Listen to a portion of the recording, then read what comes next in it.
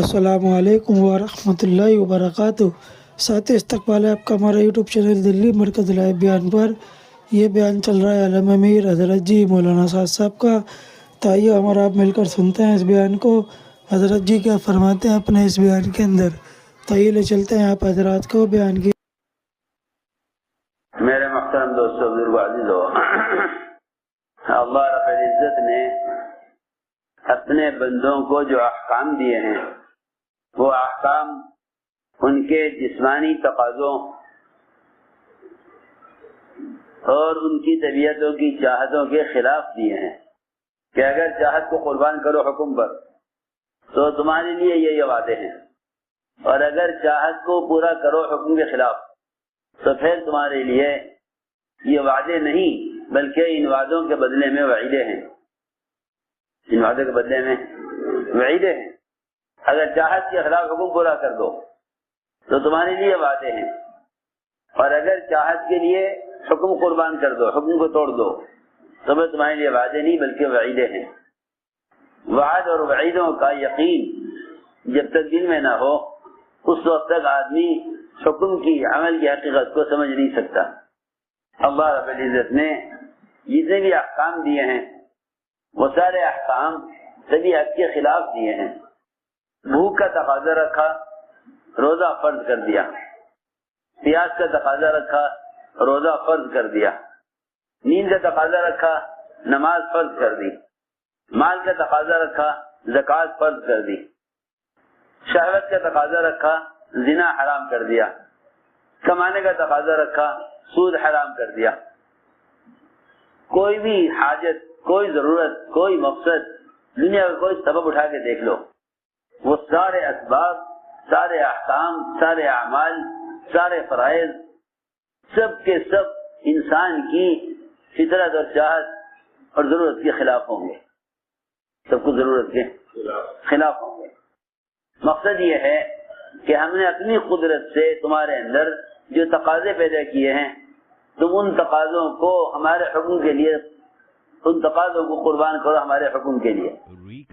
انسان کسی عمل کو دیکھ کر اگر یہ کہے کہ میں یہ کام نہیں کر سکتا تو اللہ رب العزت نے اپنے بندوں کو ایسا کوئی حکم دیا ہی نہیں جس کے پورا کرنے کے بندوں میں طاقت نہ رکھی ہو، پورا کرنے کے بندوں میں طاقت نہ رکھی ہو، ایسا اللہ نے کوئی حکم نہیں دیا۔ سارے احکام جتنے بھی بندے کو دیے ہیں ان سارے حکموں کے لیے اپنی حاجت کو، اپنی خواہش کو دبانے کی اللہ نے طاقت دی ہے، اللہ نے اس کی طاقت دی ہے۔ تو میں نے عرض کیا کہ سارے احکام اللہ کی طرف سے انسان کی چاہت اور طبیعت کے خلاف دیے گئے ہیں، انسان کی چاہت اور طبیعت کے خلاف دیے گئے ہیں۔ جس طرح جسم کے اپنے تقاضے ہیں، جس طرح جسم کے اپنے تقاضے ہیں، کھانے کے، پینے کے، سونے کے، شہوت کے، بالکل اس کے مقابلے میں روح کے بھی اپنے تقاضے ہیں۔ انسان جسم اور روح کے مجموعے کا نام ہے۔ انسان جسم اور روح کے مجموعے کا نام انسان ہے۔ جتنے انسان کے جسم کے اندر ایک بعض میں روح ہے، ایک بعض میں روح ہے، ایک عضو میں روح ہے، جس طرح سارے اعضاء میں روح بکھری ہوئی ہے، اس طرح سارے اعضاء میں روح بکھری ہوئی ہے، کوئی عضو روح سے خالی نہیں ہے، کوئی عضو روح سے خالی نہیں ہے۔ میری بات توجہ سننا، اگر یہ صرف آنکھ کی پلک ہلا دے، اگر صرف آنکھ کی پلک ہلا دے، اگر انسان صرف آنکھ کی پلک ہلا دے، اس سے بھی ایک کبیرہ گناہ ہو جاتا ہے۔ میری بات بہت دھیان سے سننی پڑے گی۔ اگر ایک آنکھ کی پلک ایسے ہلا دے، اس سے بھی غیبت کا گناہ ہو جائے گا۔ ہم سمجھتے ہیں روزہ رکھنے کا مطلب یہ ہے کہ آدمی بھوکا رہے، پیاسا رہے، حالانکہ حضور اکرم صلی اللہ علیہ وسلم بیمار تھے، آپ کی وفات کی بیماری شروع ہو گئی تھی، آپ کی بیویاں ازواج مطہرات وہ سب آپ کے پاس بیٹھی ہوئی تھی، آپ کے پاس بیٹھی ہوئی تھی۔ حضرت صفیہ نے یہ کہا کہ جو بیماری آپ کو ہے آپ کو نہ ہوتی مجھے ہو جاتی، آپ کو نہ ہوتی مجھے ہو جاتی۔ حضور اکرم صلی اللہ علیہ وسلم نے سنا کہ صفیہ کہہ رہی ہے آپ کی بیوی کہ یہ بیماری آپ کو نہ ہوتی مجھے ہو جاتی۔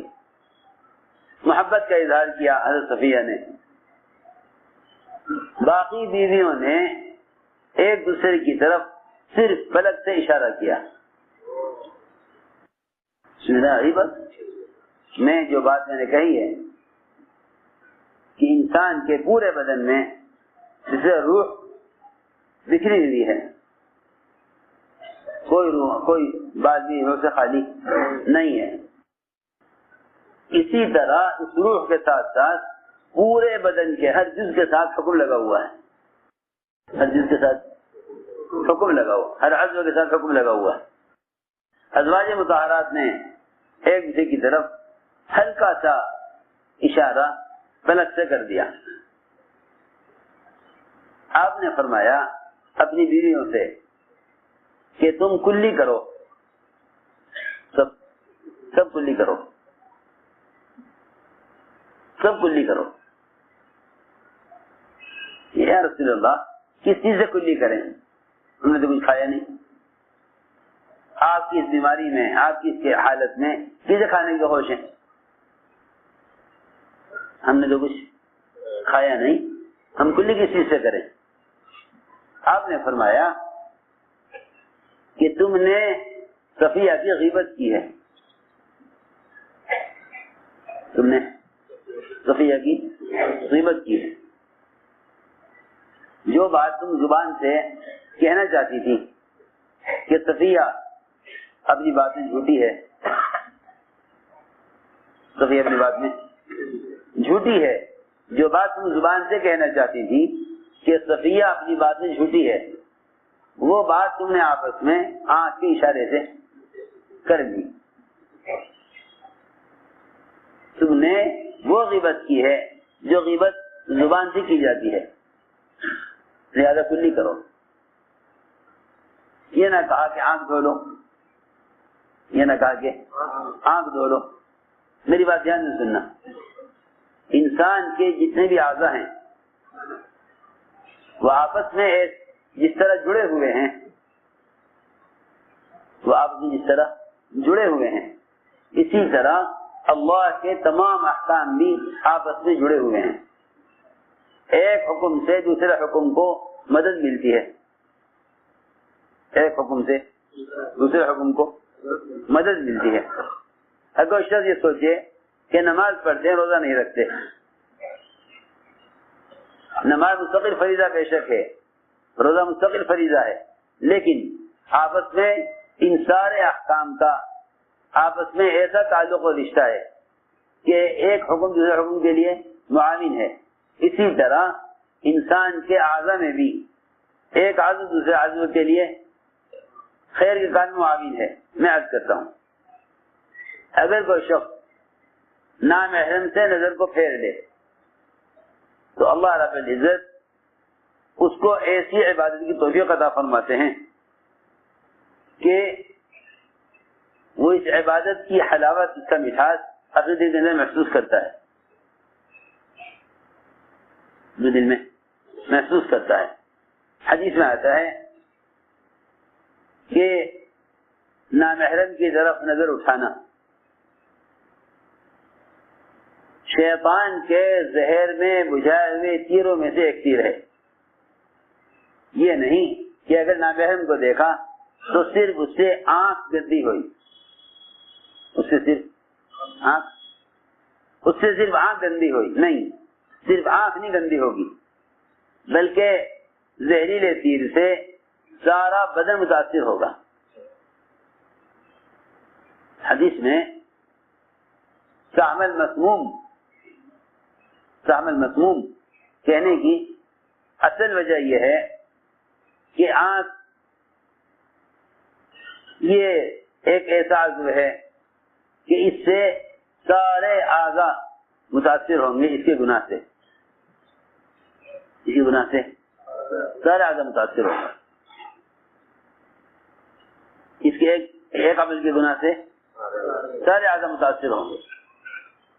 اگر کسی کو زہریلا تیر لگے تو اس کے زہر کا اثر پورے بدن پر ہوگا، اگر زہریلا نہیں ہے تو جہاں زخم آئے گا وہاں وہ حصہ متاثر ہوگا۔ حضرت نے فرمایا سہم المسموم، زہر نے بجھایا ہوا تیر، یہ شیطان کی تیروں میں سے ایک تیر ہے جو زہر میں بجھایا ہوا ہے۔ تو اسی طرح جتنے بھی احکام ہیں وہ سارے احکام جس طرح ایک دوسرے کے لیے معاون ہیں، اگر ان احکام کو پورا کیا جائے اسی طرح ان احکام کو توڑا جائے تو یہ احکام ایک دوسرے کے لیے رکاوٹ بھی ہیں۔ اگر فرائض میں سے ایک فریضے میں غفلت ہوگی تو باقی فرائض بھی متاثر ہوں گے، باقی فرائض بھی متاثر ہوں گے۔ میں نے مثال دے کر یہ سمجھانا چاہا، جس طرح انسان کے سارے بدن کے اعضاء آپس میں جڑے ہوئے ہیں، اس طرح اللہ کے تمام احکام بھی انسان کے اعضاء کے مجموعے کی طرح احکام کا بھی مجموعہ ہے، احکام کا بھی مجموعہ ہے۔ ایک روزہ ہی ہے، ایک روزہ ہی ہے، اس کو غور کر لو کہ اگر روزے میں ہم یہ خیال کریں کہ کھانا پینا نہیں ہے، بیوی سے ملنا نہیں ہے، تو اس کا مطلب یہ ہوا کہ ہم نے روزے میں صرف پیٹ کا خیال کیا، روزے میں صرف پیٹ کا خیال کیا، زبان کا خیال نہ کیا، آنکھ کا خیال نہ کیا، کان سے کیا سننے کا خیال نہ کیا، تو روزہ بگڑے گا، تو روزہ بگڑے گا، کیونکہ تیرا روزہ صرف پیٹ سے متعلق نہیں ہے، تیرا روزہ صرف پیٹ سے متعلق نہیں، تیرا جس طرح پورا بدن ایک مجموعہ ہے، سارے بدن کے تمام اعضاء کو روزے پر لاؤ، جس طرح بدن کے تمام اعضاء کو نماز میں استعمال کرتے ہو، جس طرح بدن کے تمام اعضاء کو نماز میں استعمال کرتے ہو۔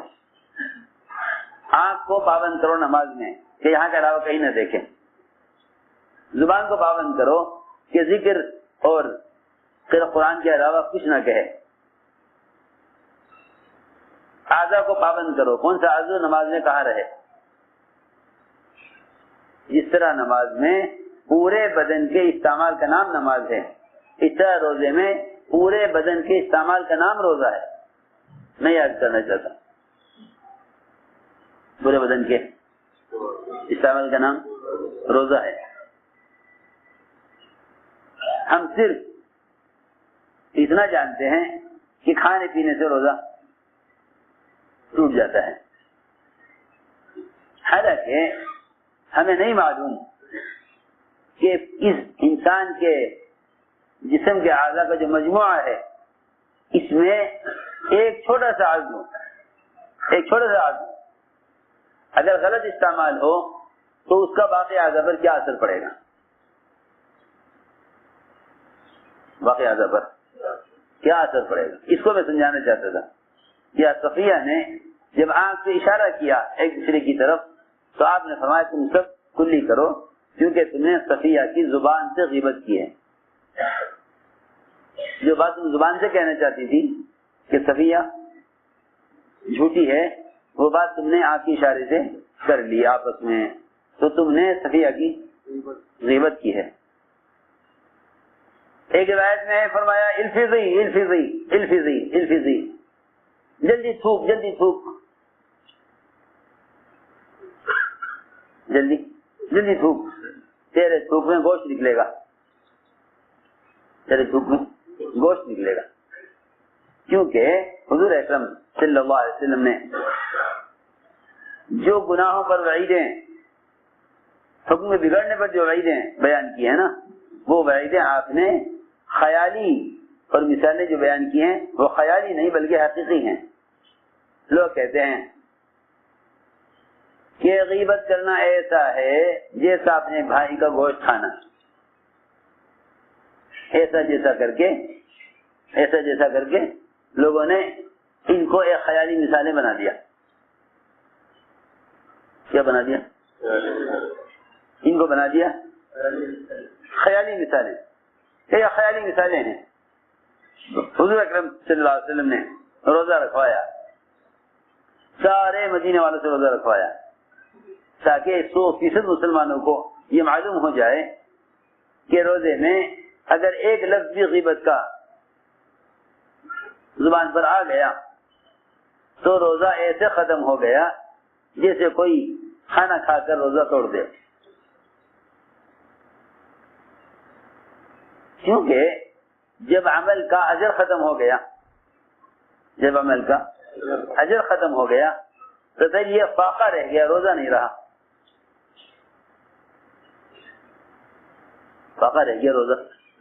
کیونکہ اگر آدمی صرف پیٹ کو پابند کرے روزے میں، اگر انسان صرف پیٹ کو پابند کرے روزے میں تو یہ روزہ نہیں بلکہ فاقہ. سمجھے ہماری بات؟ اگر روزے دار صرف پیٹ کو پابند کرے روزے میں تو یہ فاقہ ہے، روزہ نہیں. ہماری بات صحیح میں آ رہی یا نہیں آ رہی؟ اگر صرف پیٹ کو پابند کرے کہ مجھے کھانا پینا نہیں ہے تو صرف پیٹ کو پابند کرنا روزے میں یہ فاقہ ہے، روزہ نہیں ہے. یہ فاقہ ہے، روزہ نہیں. یہ فاقہ ہے، روزہ نہیں ہے. کیونکہ میں نے عرض کیا روزے کا حکم پورے بدن کے لیے ہے. روزے کا حکم پورے بدن کے لیے ہے. جس طرح نماز ایک حکم ہے مگر سارے اعضاء سے متعلق ہے. نماز ایک حکم ہے مگر سارے اعضاء سے متعلق ہے. نماز ایک حکم ہے مگر سارے اعضاء سے متعلق ہے. اس طرح روزہ بھی ایک حکم ہے مگر وہ سارے اعضاء سے متعلق ہے. اگر ہم باتیں کر رہے ہیں آپس میں،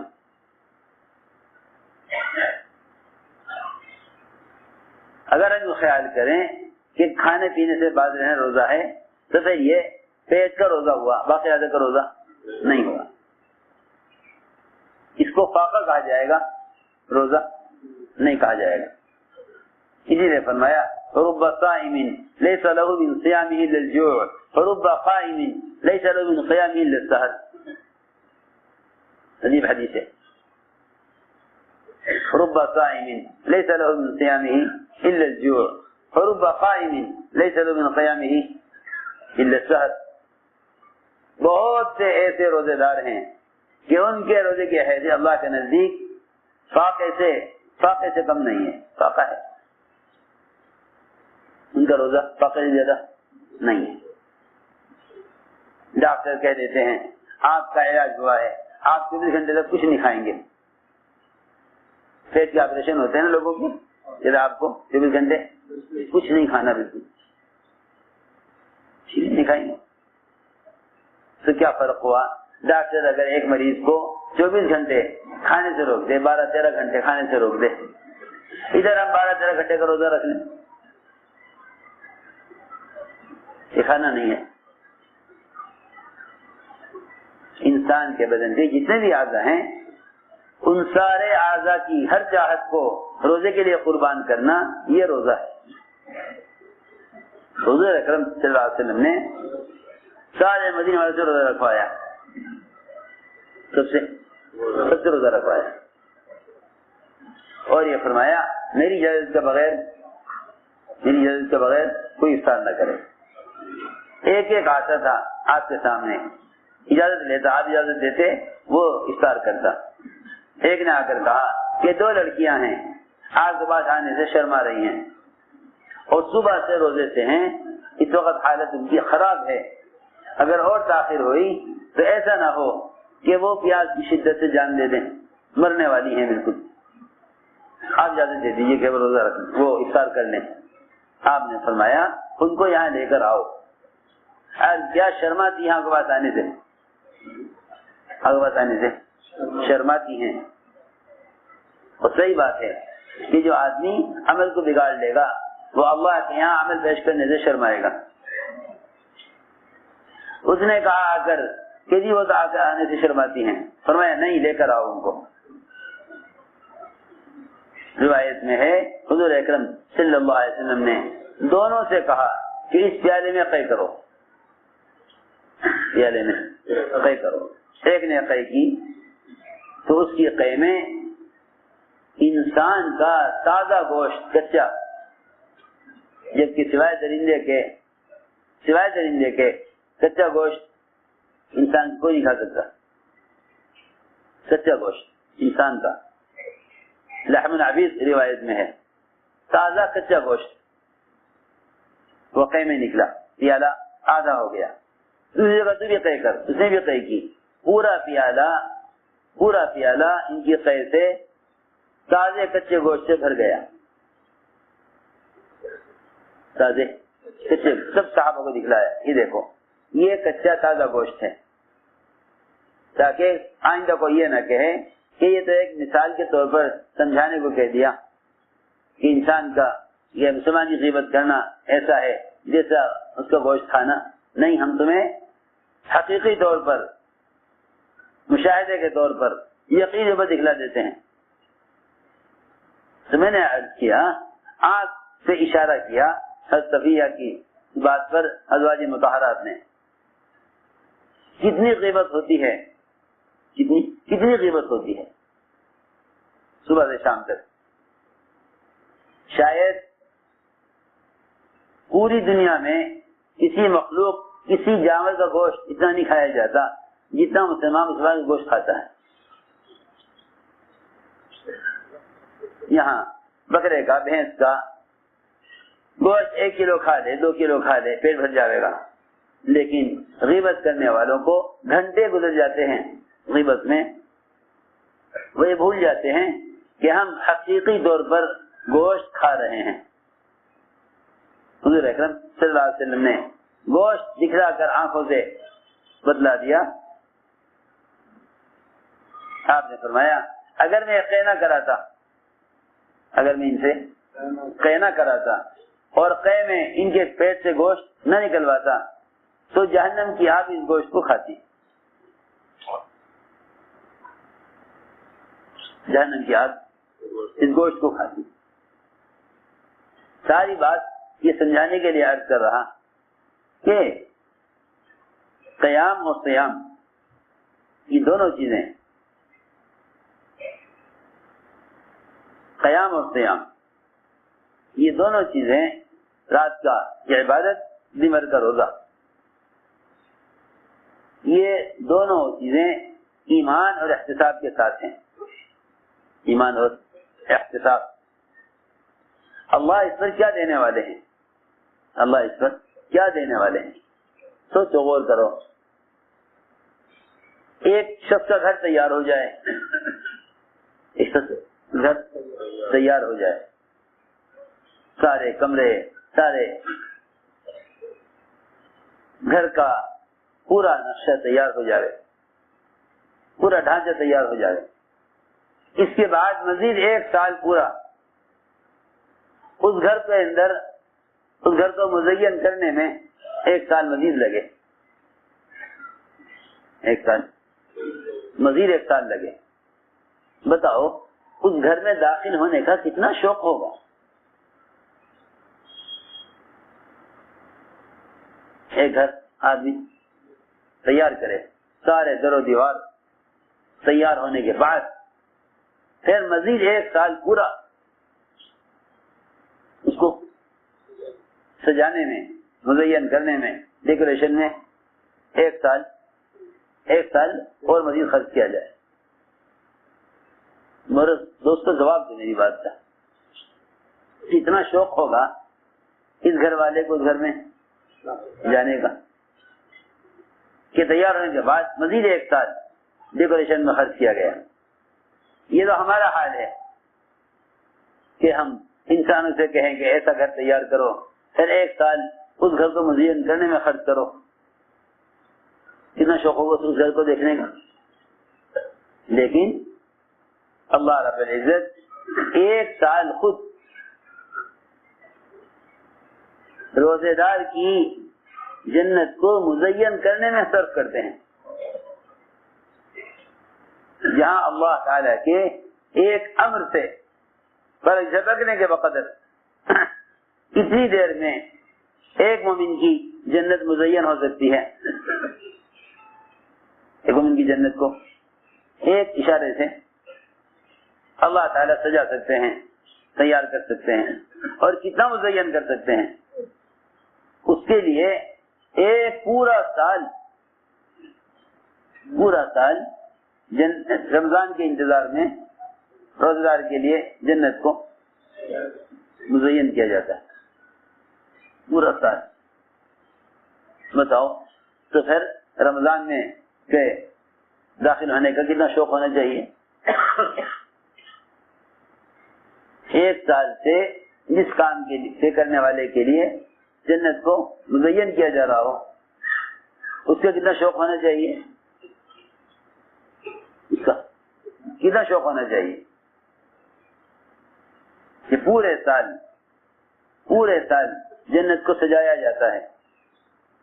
پورے سال رمضان کے انتظار میں اور رمضان کے روزہ دار کے استقبال میں ایک پورا سال جنت کو سجایا جاتا ہے. جب اپنے گھروں کو تیار کراتے ہیں، درمیان میں انتظار کرتے ہیں کب تیار ہوگا، کب سال پورا ہوگا، کب تیار ہو جائے گا.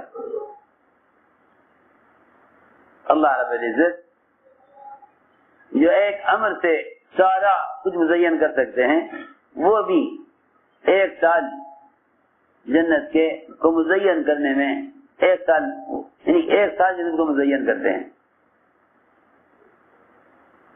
یہاں تک کہ روزے دار کے لیے جنت کو مزین کیا جاتا ہے. میں نے عرض کیا کہ یہ سارے وعدے ان کے لیے ہیں جو عمل کو اللہ کے سامنے سنوار کر پیش کریں، عمل کو سنوار کر پیش کریں،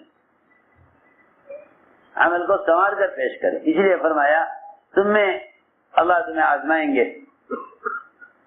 اللہ تمہیں آزمائیں گے. کیوں آزمائیں گے؟ دیکھنے کے لیے تمہیں اچھا عمل کس کا ہے، تمہیں اچھا عمل کس کا ہے. اللہ نے قرآن میں اکثر عملہ کہیں نہیں کہا. اللہ نے نہیں کہا اللہ دیکھنا چاہتا تمہیں زیادہ عمل کون کرتا ہے، تمہیں زیادہ عمل کون کرتا ہے، یہ کہیں نہیں کہا. فرمایا تاکہ دیکھیں تمہیں اچھا عمل کون کرتا ہے. لوگ روزوں کا، تلاوت کا، ثواب کا، ذکر کا کہ عمل کو زیادہ کرنا چاہتے ہیں. کیا کرنا چاہتے ہیں؟ زیادہ کرنا چاہتے ہیں. نہیں، اللہ نے زیادہ عمل قرآن میں کہیں نہیں کہا. اکثر عملہ نہیں فرمایا بلکہ احسن عملہ. تمہیں اچھا عمل کس کا ہے، تمہیں اچھا عمل کس کا ہے. یہ نہیں تمہیں زیادہ عمل کون کرتا ہے، تمہیں اچھا عمل کس کا ہے. یہ تو پورے سال کے اعتبار سے کہا کہ تمہیں اچھا عمل کس کا ہے.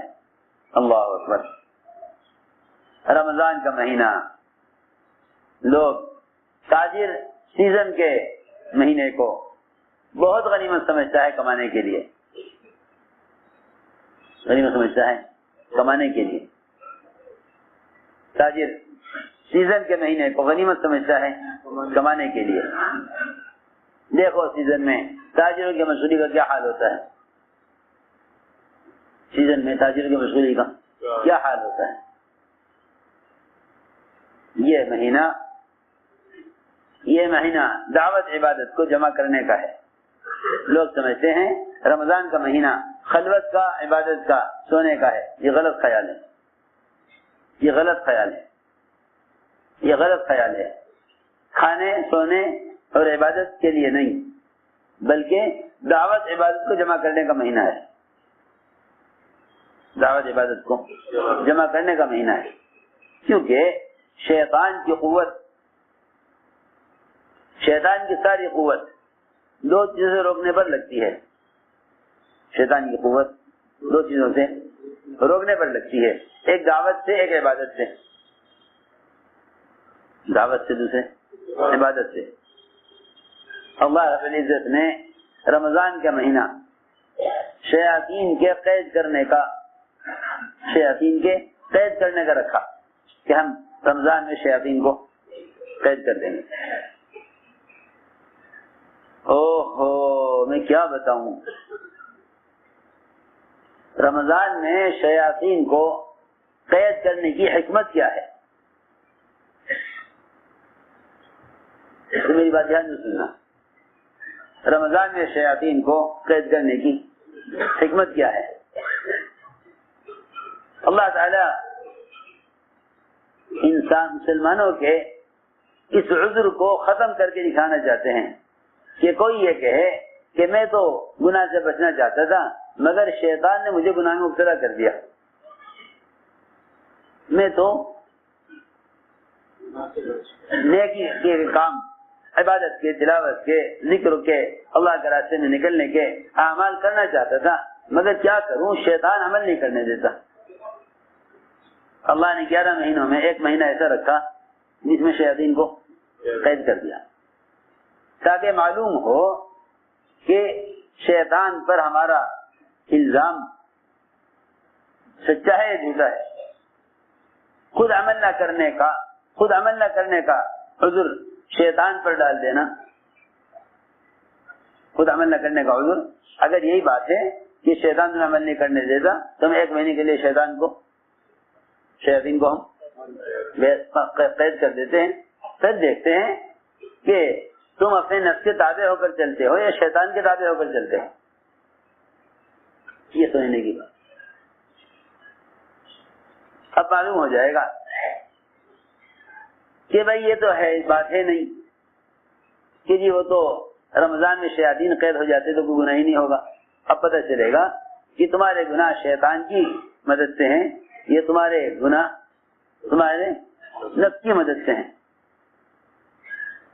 تم پر غلبہ کس کا ہے، نفس کا یا شیطان کا؟ سنو، سوچنے کی بات. ایک مہینہ شیاطین کو قید کر کے عمل کا دیا گیا ہے. سنو میری بات توجہ سے. ایک مہینہ شیاطین کو قید کر کے عمل کا دیا گیا ہے کہ تم اس ایک مہینے میں اپنے نفس کو اتنا کچلو کہ اس وقت تمہارے لیے نفس کو کچلنا آسان ہے، کیونکہ شیطان نفس کے پالنے میں مدد کرتا ہے.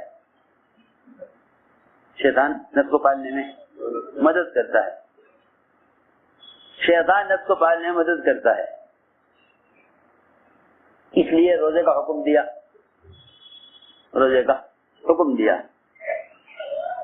کہ نفس کے تقاضے روزے سے مارے جائیں.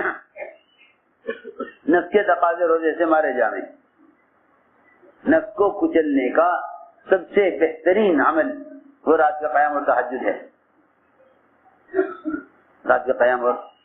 تہجد ہے. تراویح اور رات کا قیام اس لیے دیا گیا تھا تاکہ نفس کو اس وقت کچلو جب شیاطین سب قید ہیں. لوگ کہتے ہیں کہ رمضان میں شیاطین کو قید کر دیا جاتا ہے. کیوں؟ اللہ نے کیوں قید کیا شیاطین کو؟ یہ بتانے کے لیے کہ اب مسلمان یہ نہیں کہہ سکتا کہ گناہ شیاطین کی وجہ سے ہو رہا ہے.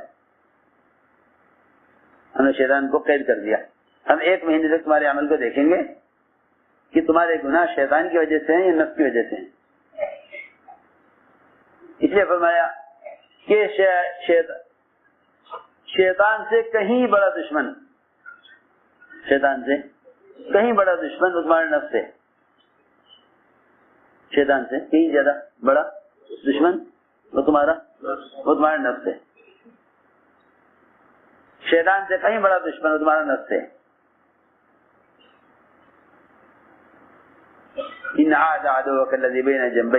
تمام دشمنوں میں تمہارا سب سے بڑا دشمن تمہارا نفس ہے. لوگ رمضان میں بھی اپنے نفس کی خدمت کرتے ہیں.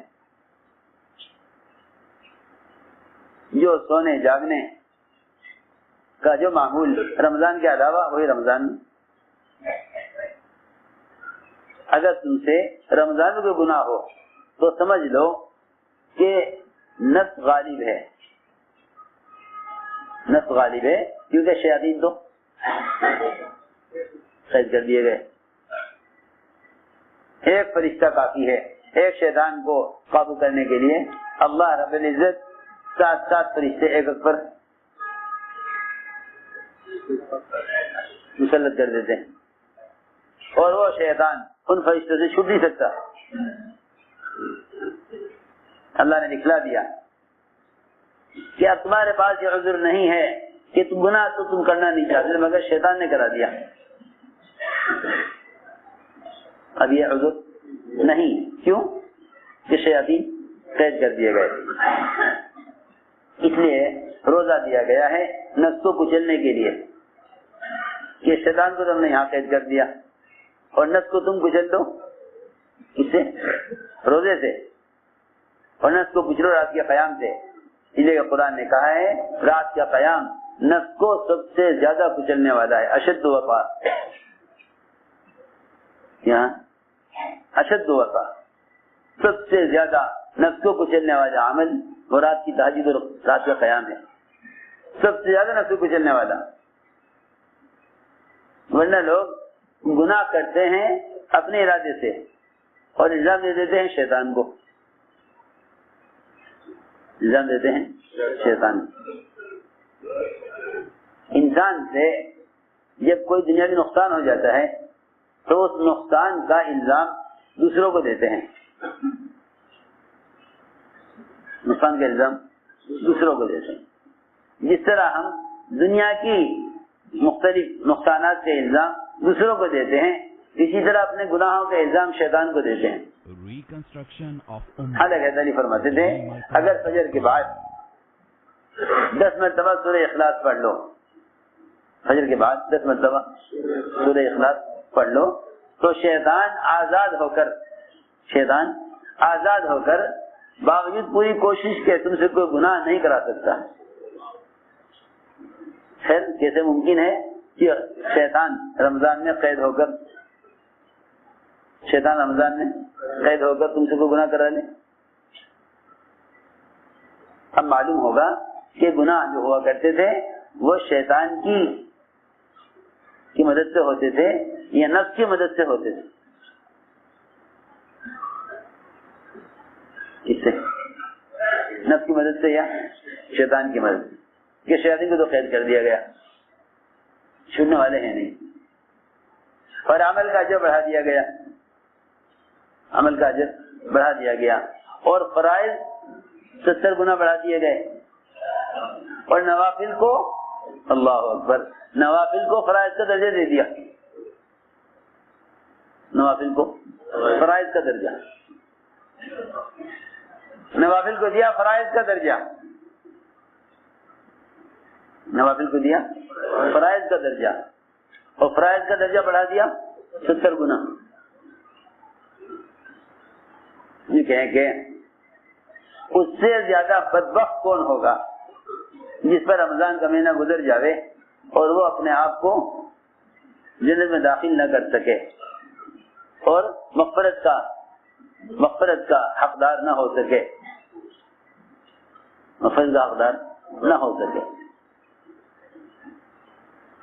اس سے زیادہ بدبخت کون ہوگا؟ اللہ اکبر. حضرت جبرائیل کی دعا، حضور اکرم صلی اللہ علیہ وسلم کی، ان کی دعا پر آمین. آپ دعا سن رہے، صحابہ جبرائیل کی دعا نہیں سن رہے. صحابہ نے عرض کیا یہ کیا ہو رہا تھا کہ آپ آمین آمین کہہ رہے تھے، دعا کی آواز آ نہیں رہی تھی. آپ آمین آمین کہہ رہے تھے، دعا کی آواز نہیں آ رہی. تو آپ نے فرمایا کہ جبرائیل یہ بد دعائیں کر رہے تھے اس شخص کے لیے کہ اس پر رمضان گزر جاوے اور جہنم سے رہائی کا اور مغفرت کا اس کے لیے فیصلہ نہ ہو. اس کے لیے بد دعائیں ہو رہی تھی جبرائیل کی. اور آمین کون کہہ رہے تھے؟ حضور اکرم صلی اللہ علیہ وسلم آمین کہہ رہے تھے. میں نے عرض کیا کہ اصل بات یہ ہے کہ ہم پورے سال جس طرح پورے سال مال کماتے ہیں، پورے سال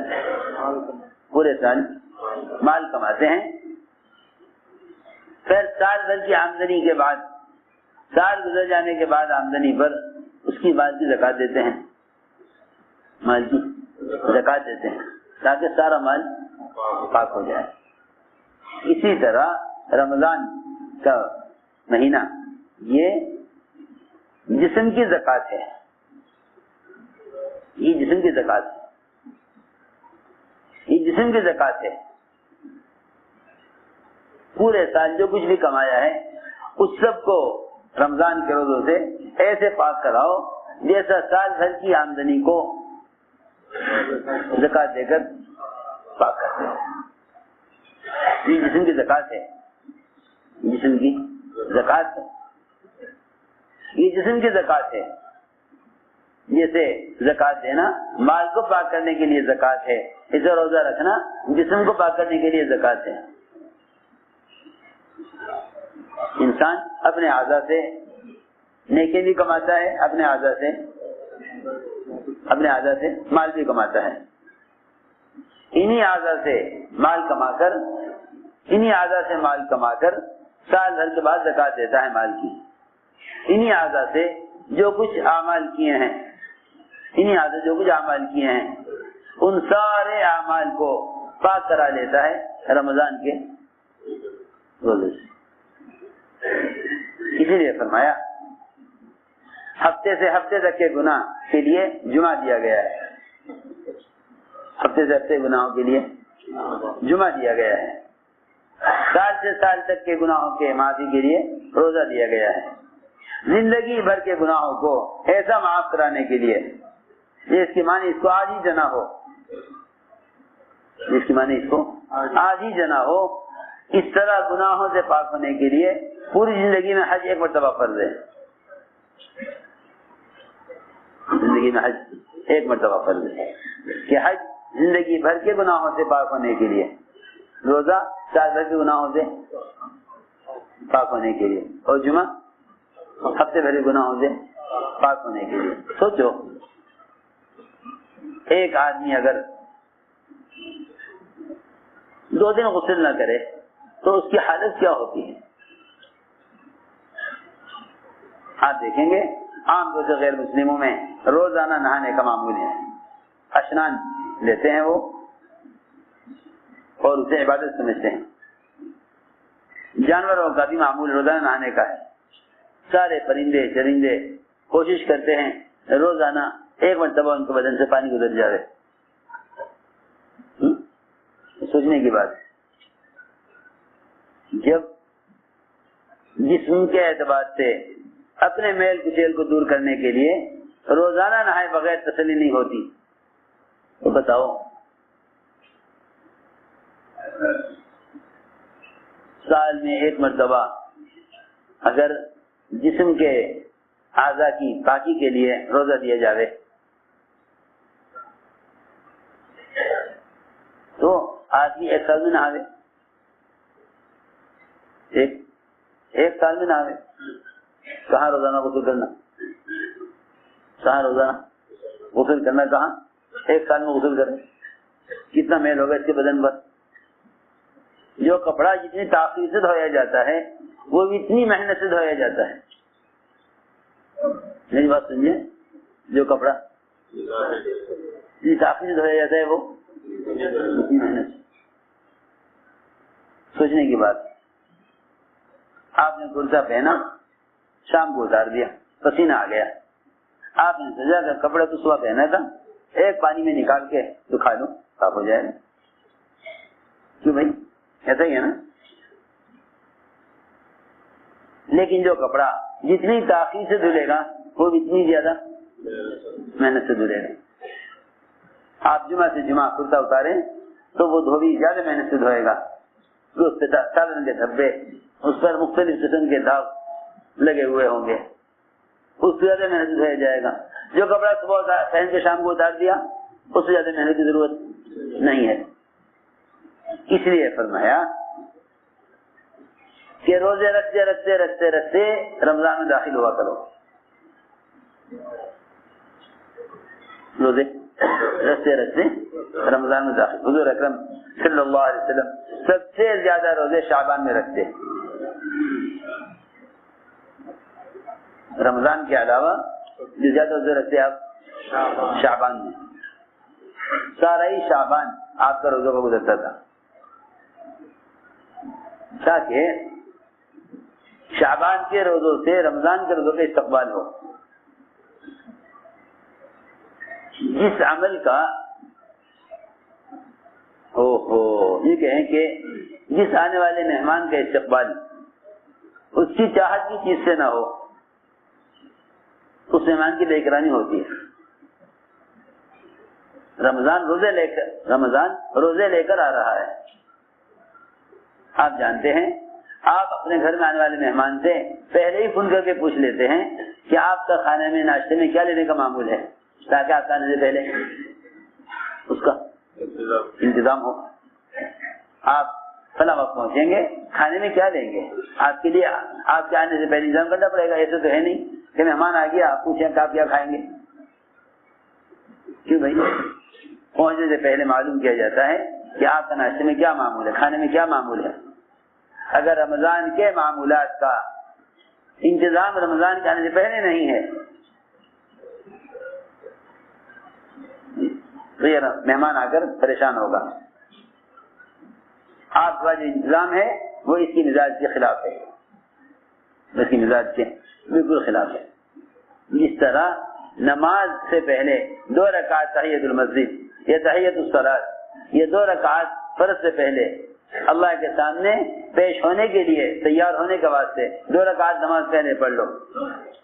اسی طرح تحیۃ الصیام بھی ہے، جس طرح تحیۃ الصلاۃ ہے، اسی طرح کیا ہے تحیۃ الصیام، اسی طرح تحیۃ الصیام ہے کہ تم رمضان کے روزوں کے لیے رمضان کے روزوں کا نفل روزوں سے استقبال کرو، جیسے فرض نماز کا استقبال نفل نماز سے کرتے ہو۔ سمجھتے ہو بات؟ جیسے فرض نماز کا استقبال نفل نماز سے کرتے ہو، جس طرح فرض نماز کا استقبال نفل نماز سے کرتے ہو، ایسے فرض روزوں کا استقبال، کیونکہ جو نوافل کا اہتمام نہیں کرتے نماز میں، جو نوافل کا اہتمام نہیں کرتے نماز میں، ان پر فرائض بوجھ ہوتے ہیں، فرائض ان پر بوجھ ہوتے ہیں، فرائض ان پر بوجھ ہوتے ہیں۔ اسی طرح جو نفل روزوں کا اہتمام نہیں کرتے وہ رمضان کا مہینہ ان کے اوپر بڑا بھاری بن کر گزرتا ہے،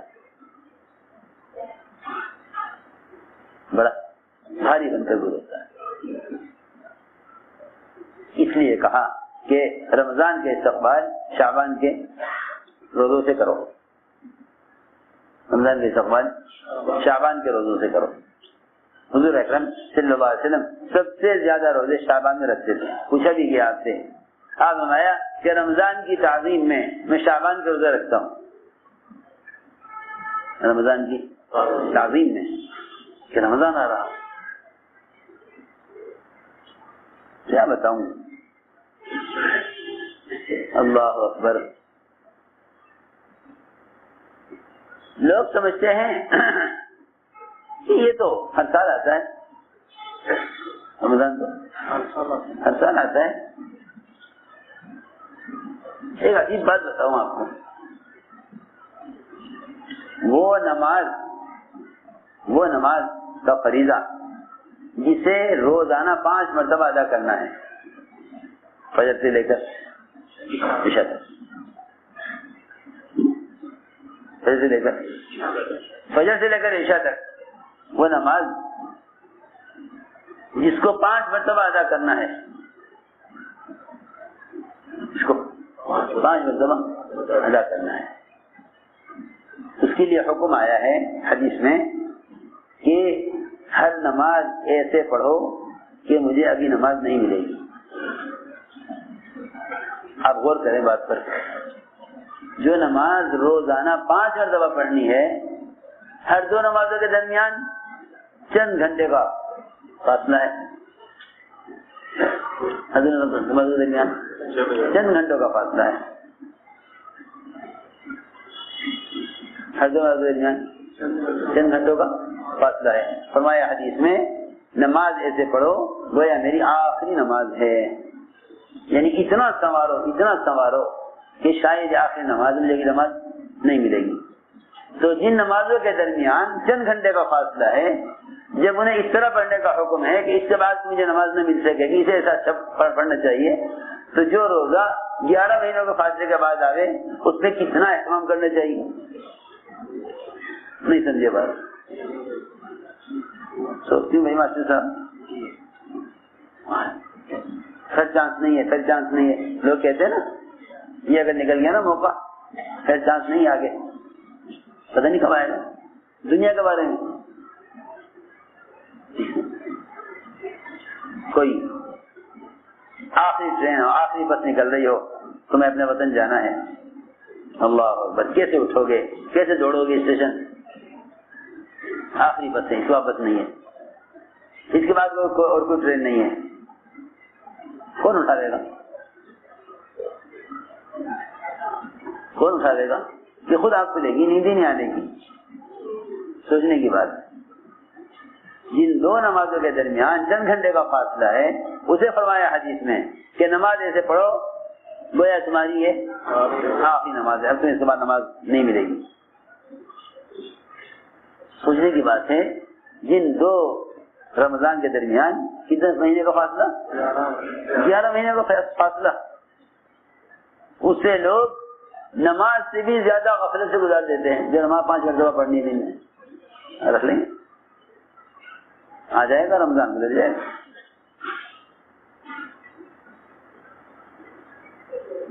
میرے دوستو عزیزو، اوندھے پیالے پر اگر دریا بھی گزر جائے اس میں ایک قطرہ پانی کا نہیں ٹھہرے گا. اوندھے پیالے پر اگر دریا بھی گزر جائے، اوندھے پیالے پر اگر دریا بھی گزر جائے اس میں ایک قطرہ پانی کا نہیں ٹھہرے گا، ایک قطرہ بھی پانی کا. اور اگر سیدھا برتن آپ رات کو ٹوٹی کے نیچے رکھ دیں اپنے بیت الخلا میں، ایک قطرہ اس میں سے ٹپکتا ہو ٹوٹی میں سے، صبح آپ کو لوٹا بھرا ہوا مل جائے گا نا. اور اگر برتن ہوتا ہے تو اسے کیا گزر جائے؟ دریا گزر جائے اس کے اوپر سے. آپ برتن اٹھائیں گے آپ کو برتن خالی ملے گا. اس لیے میں نے عرض کیا کہ اللہ رب العزت ہر عمل میں اپنے بندے کی انابت اور طلب کو دیکھتے ہیں. انابت اور طلب کو دیکھتے ہیں کہ اس میں انابت کتنی ہے، اس میں طلب کتنی ہے. اس لیے فرمایا کہ رمضان کا مہینہ یہ اللہ تعالیٰ سے 11 مہینے اس طرح گزارنے کے لیے یہ مہینہ آیا ہے کہ تم 11 مہینے کیسے گزارنا چاہتے ہو. جیسے 11 مہینے گزارنا چاہتے ہو ایسے مہینہ گزار دو. ایسے ہی مہینہ گزار 11 مہینے جیسے گزارنا چاہتے ہو. حضور اکرم صلی اللہ علیہ وسلم اس مہینے میں تیز آندھیوں سے بھی زیادہ سخی ہو جاتے تھے. تیز آندھی سے زیادہ سخی ہو جاتے تھے. تیز آندھی زیادہ سخی ہو جاتے تھے. آپ کی سخاوت تو انبیاء سے کہیں زیادہ ہے. وجہ اس کی یہ ہے کہ انبیاء علیہ السلام نے تو بادشاہت کے ساتھ سخاوت کی، آپ نے فقر کے ساتھ سخاوت کی. آپ نے فقر کے ساتھ سخاوت کی. سلیمان علیہ السلام، داؤد علیہ السلام، سب کی نبوتیں بادشاہت والی، سب کی نبوتیں بادشاہت والی، سب کی نبوتیں بادشاہت والی، بادشاہ ہو کر نبی. حضور اکرم صلی اللہ علیہ وسلم نے فاقے والی نبوت اختیار کی. اللہ نے فرمایا کہ مکے کے اس پہاڑ اور تہامہ کی وادیاں وہ آپ کے ساتھ سونا چاندی بن کر ساتھ چلتی. ایک تو یہ ہے کہ بادشاہ کا خزانہ ایک جگہ رکھا ہوا ہے، بادشاہ اپنے ملک میں اپنے دارالحکومت میں خزانے پر بیٹھا ہوا ہے. نہیں، یہ تو اورنجا کی بادشاہتیں ہیں. ہم تو آپ کو ایسی نبوت دیں بادشاہت والی کہ سونے چاندی کے پہاڑ آپ کے ساتھ ساتھ چلے جہاں آپ جائیں، سارا خزانہ ساتھ چلے. ہے کہ نہیں؟ مجھے تو فاقے والی نبوت چاہیے، مجھے فاقے والی نبوت چاہیے. سوچنے کی بات ہے. فاقے کے ساتھ سخاوت، بادشاہت کے ساتھ نہیں بلکہ فاقے کے ساتھ سخاوت. حضور اکرم صلی اللہ علیہ وسلم نے جو نبوت اختیار کی وہ فاقے والی نبوت اختیار کی. اس فاقے والی نبوت میں آپ رمضان المبارک میں تیز آندھیوں سے بھی زیادہ سخی ہو جاتے ہیں. تیز آندھی جتنا تیز چلے اس سے زیادہ آپ مال خرچ کرنے میں اس سے زیادہ تیز ہو جاتے تھے. تو میں نے عرض کیا کہ یہ مہینہ مواسات کا، خیر خواہی کا، اس لیے کہ مومن کے رزق کو اس مہینے بڑھا دیا جاتا ہے. مہینے میں بڑھا دیا جاتا ہے. صحابہ نے عرض کیا کہ کہاں ہم میں سے کوئی قابل ہے کہ کسی کو پیٹ بھر کر کھانا کھلاوے. فرمایا ایک گھونٹ لسی کا، لسی بھی نہ انتظام ہو تو پانی کا ایک گھونٹ کسی کو پلا دو، ایک گھونٹ پانی کا کسی کو پلا دو. فرمایا کہ اتنا اعمال کا بھاؤ بڑھا دیا جاتا ہے کہ رمضان کے علاوہ آدمی بڑے سے بڑا عمل کر کے وہ درجہ، وہ اجر حاصل نہیں کر سکتا جو رمضان میں چھوٹے عمل سے کر لیتا ہے. لیکن میرے دوستوں عزیزوں، بات یہ ہے کہ ہمارا رمضان کا مہینہ غفلت سے گزر جاتا ہے، غفلت سے گزر جاتا ہے، غفلت سے مہینہ گزر جاتا ہے. اس لیے یہ مہینہ اپنے نفس کو کچلنے اور اعمال میں سبقت کرنے کا مہینہ ہے، اعمال میں آگے بڑھنے کا مہینہ ہے. اور یہ خیال نہ کیا جاوے کہ یہ مہینہ عبادت و خلوت کا ہے، بلکہ یہ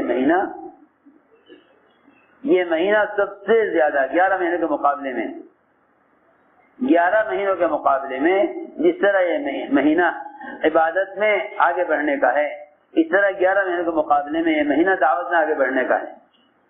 کہ میں نے عرض کیا تھا کہ شیطان دو چیزوں سے روکتا ہے، ایک دعوت سے، دوسرے عبادت سے. یہ مہینہ شیاطین کو قید کر دیا گیا تاکہ معلوم ہو جائے کہ تمہیں اللہ کے راستے میں نکلنے سے شیطان روک رہا ہے، نفس روک رہا ہے.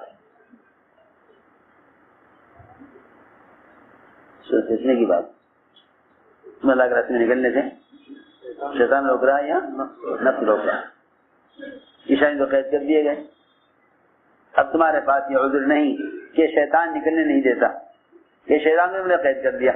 اب دیکھتے ہیں کہ تم نکلتے ہو کہ نہیں. حضور اکرم صلی اللہ علیہ وسلم نے رمضان کے مہینے میں خروج کر کے قیامت تک آنے والی امت کو بتلا دیا کہ رمضان خلوت کے لیے نہیں، رمضان کا مہینہ خلوت کے لیے نہیں، بلکہ رمضان کا مہینہ 11 مہینوں کے مقابلے میں اللہ کے راستے میں نکلنے کے اعتبار سے زیادہ موزوں ہے.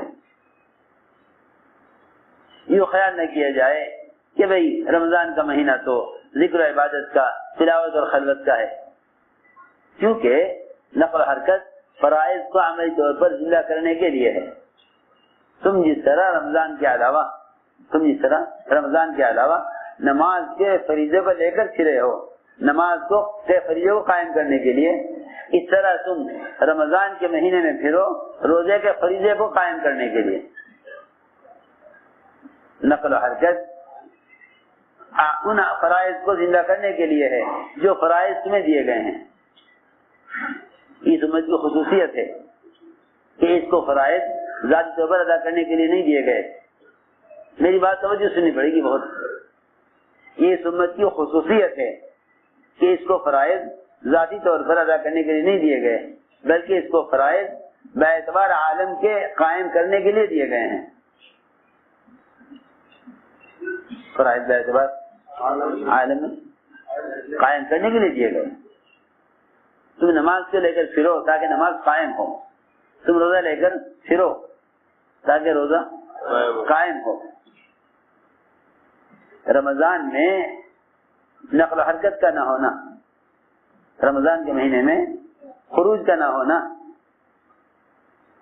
رمضان کے مہینے میں خروج کا نہ ہونا وہ روزے کے فریضے کو امت میں سے ختم کر دینا ہے. دیکھو میری بات سوچو سننی پڑے گی بہت. عام طور سے لوگ یہ سمجھتے ہیں کہ جب ساری دنیا کو معلوم ہے کہ رمضان آ گیا, جب ساری دنیا کو خبر ہے کہ روزہ رکھنا ہے, سنو میں آ رہی بات, ساری دنیا کو معلوم ہے کہ روزہ رکھنا ہے اور ساری دنیا کو معلوم ہے کہ رمضان آ رہا ہے. دنیا جہان کے چینل, دنیا جہان کے نیٹ اور دنیا جہان کا یہ گند جتنے بھی آلات کی شکل میں ہے, جب اس کے ذریعے ساری دنیا میں معلوم ہو گیا کہ رمضان آ رہا, پھر رمضان میں پھرنے کی کیا ضرورت ہے؟ پھرنا تو اس لیے ہوتا کہ بھائی لوگوں کو روزے کی خبر نہیں ہے. بس یہی خیال غلط ہے, یہی خیال غلط ہے. میری بات توجہ سننی پڑے گی, میری بات بہت توجہ سننی پڑے گی. یہی خیال غلط خیال ہے, یہی خیال غلط خیال ہے. لوگ یہ سمجھتے ہیں تبلیغ میں نکلنا اس لیے ہے تاکہ دوسروں کو بھی عمل کی خبر ہو جائے. نہیں, ایسا نہیں ہے. تبلیغ میں نکلنے کا مقصد یہ نہیں کہ دوسروں میں عمل کا تعارف ہو جائے.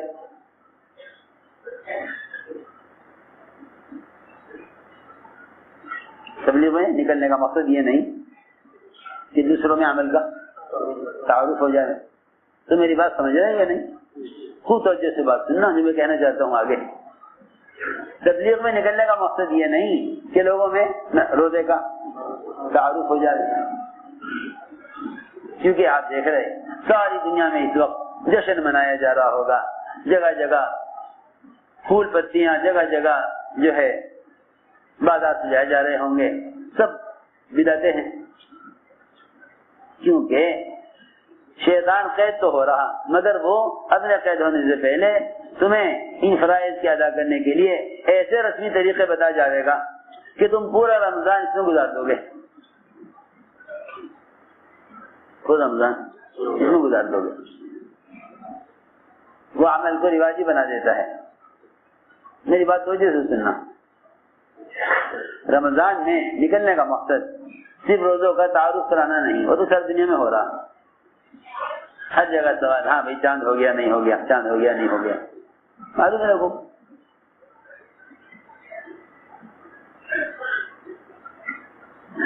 رمضان میں نکلنے کا اصل مقصد یہ تھا کہ تم اگر روزے کے ساتھ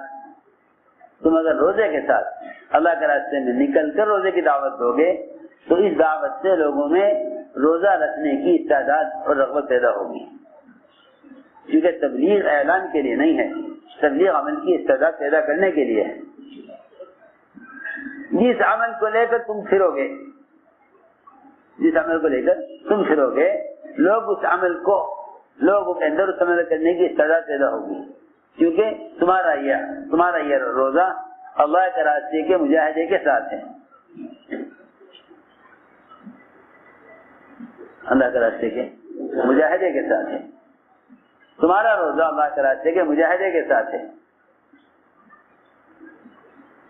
جس روزہ لے کر پھرو گے, روزہ رکھ کر دعوت دو گے جا کر روزے کی, تو تمہاری دعوت سے تمہارے روزے کی وجہ سے لوگوں میں رمضان کے روزوں کی استعداد پیدا ہوگی، ورنہ بہت بڑی مخلوق ہے اللہ کی جنہیں کوئی شمار نہیں کر سکتا.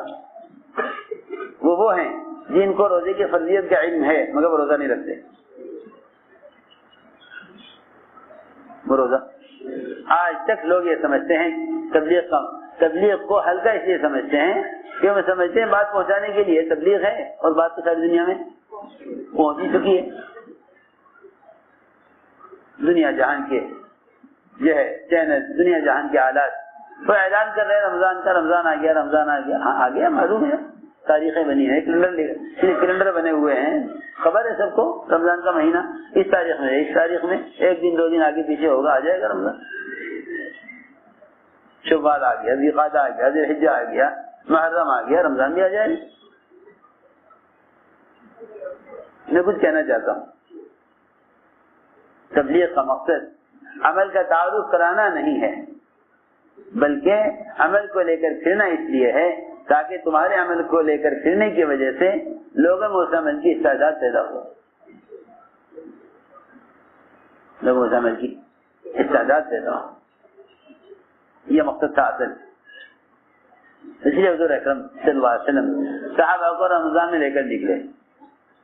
یہ نہیں کہ بھائی روزہ رکھنے ہیں، یہ بھی تو فرض ہے، یہ بھی تو فرض ہے. 11 مہینے پھر لیں، 11 مہینے پھر لیں، رمضان میں روزہ رکھنے کے لیے بیٹھ جائیں. یہ نہیں بلکہ اگر تم اسلام کی فتح چاہتے ہو، کوئی ملک فتح ہو گیا، علاقہ فتح ہو گیا، نہیں، یہ اسلام کی فتح نہیں ہے. اسلام کی فتح مکہ ہے. اسلام کی فتح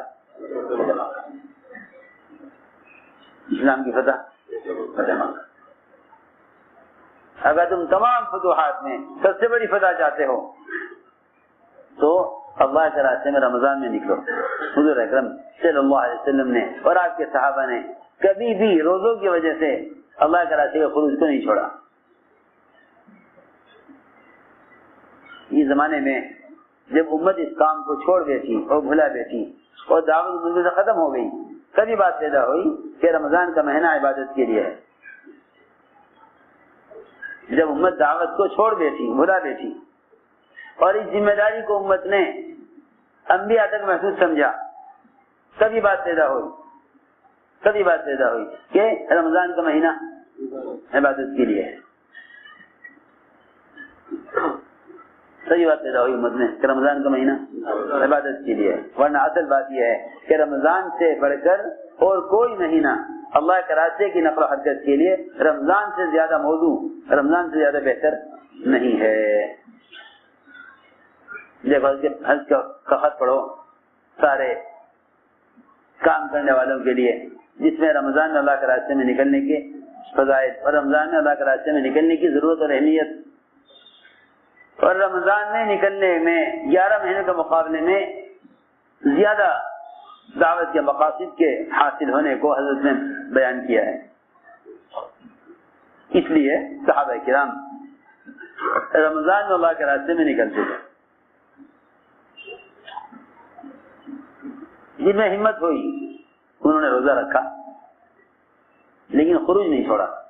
جن میں ہمت نہیں تھی وہ روزہ نہیں رکھا. کہ نہیں ہمت نہیں ہے،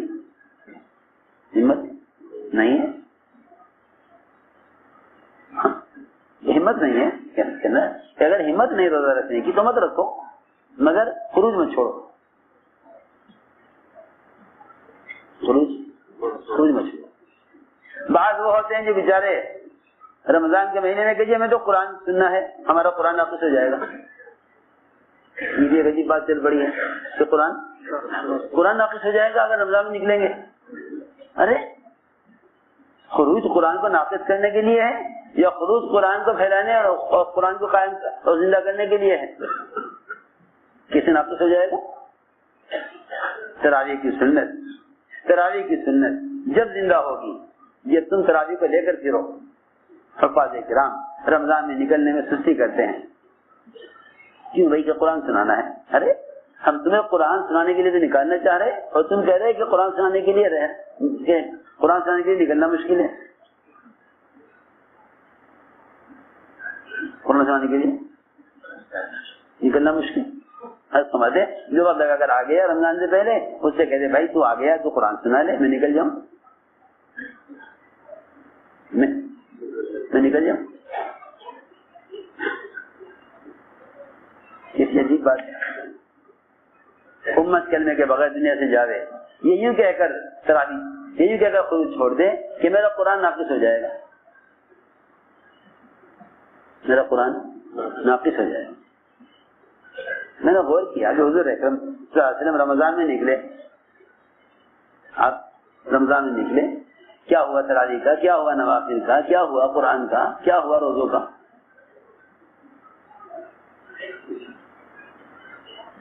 عجیب بات ہے اس زمانے میں یہ ذہن بن گیا امت کا کہ بھائی رمضان تو ذکر و تلاوت کا, خلوت و عبادت کا مہینہ ہے. رمضان میں صحابہ کو نکالا, روایت میں ہے یہ روزہ نہیں رکھا, یہ روزہ نہیں رکھا. ان سے روزہ داروں نے یوں نہیں کہا بھائی تمہیں روزہ کیوں نہیں رکھا, کسی نے یہ نہیں کہا تمہیں روزہ کیوں نہیں رکھا, کہ نہیں رکھا. یہ روزہ رکھا, ان سے لوگوں نے یہ نہیں کہا کہ تم نے روزہ کیوں رکھا. روایت میں ہے جس میں طاقت ہمت ہوئی سفر میں اس نے روزہ رکھا, اور جس میں طاقت نہ ہوئی اس نے روزہ نہیں رکھا, مگر اللہ کے راستے کے خروج میں رمضان کی وجہ سے کمی نہیں کی. جب یہ مہینہ اللہ تعالی سے عبادت میں کمال پیدا کرنے کے لیے ہے تو سوچنا چاہیے کہ یہ مہینہ دعوت میں کتنا کمال پیدا کرنے کا ہوگا.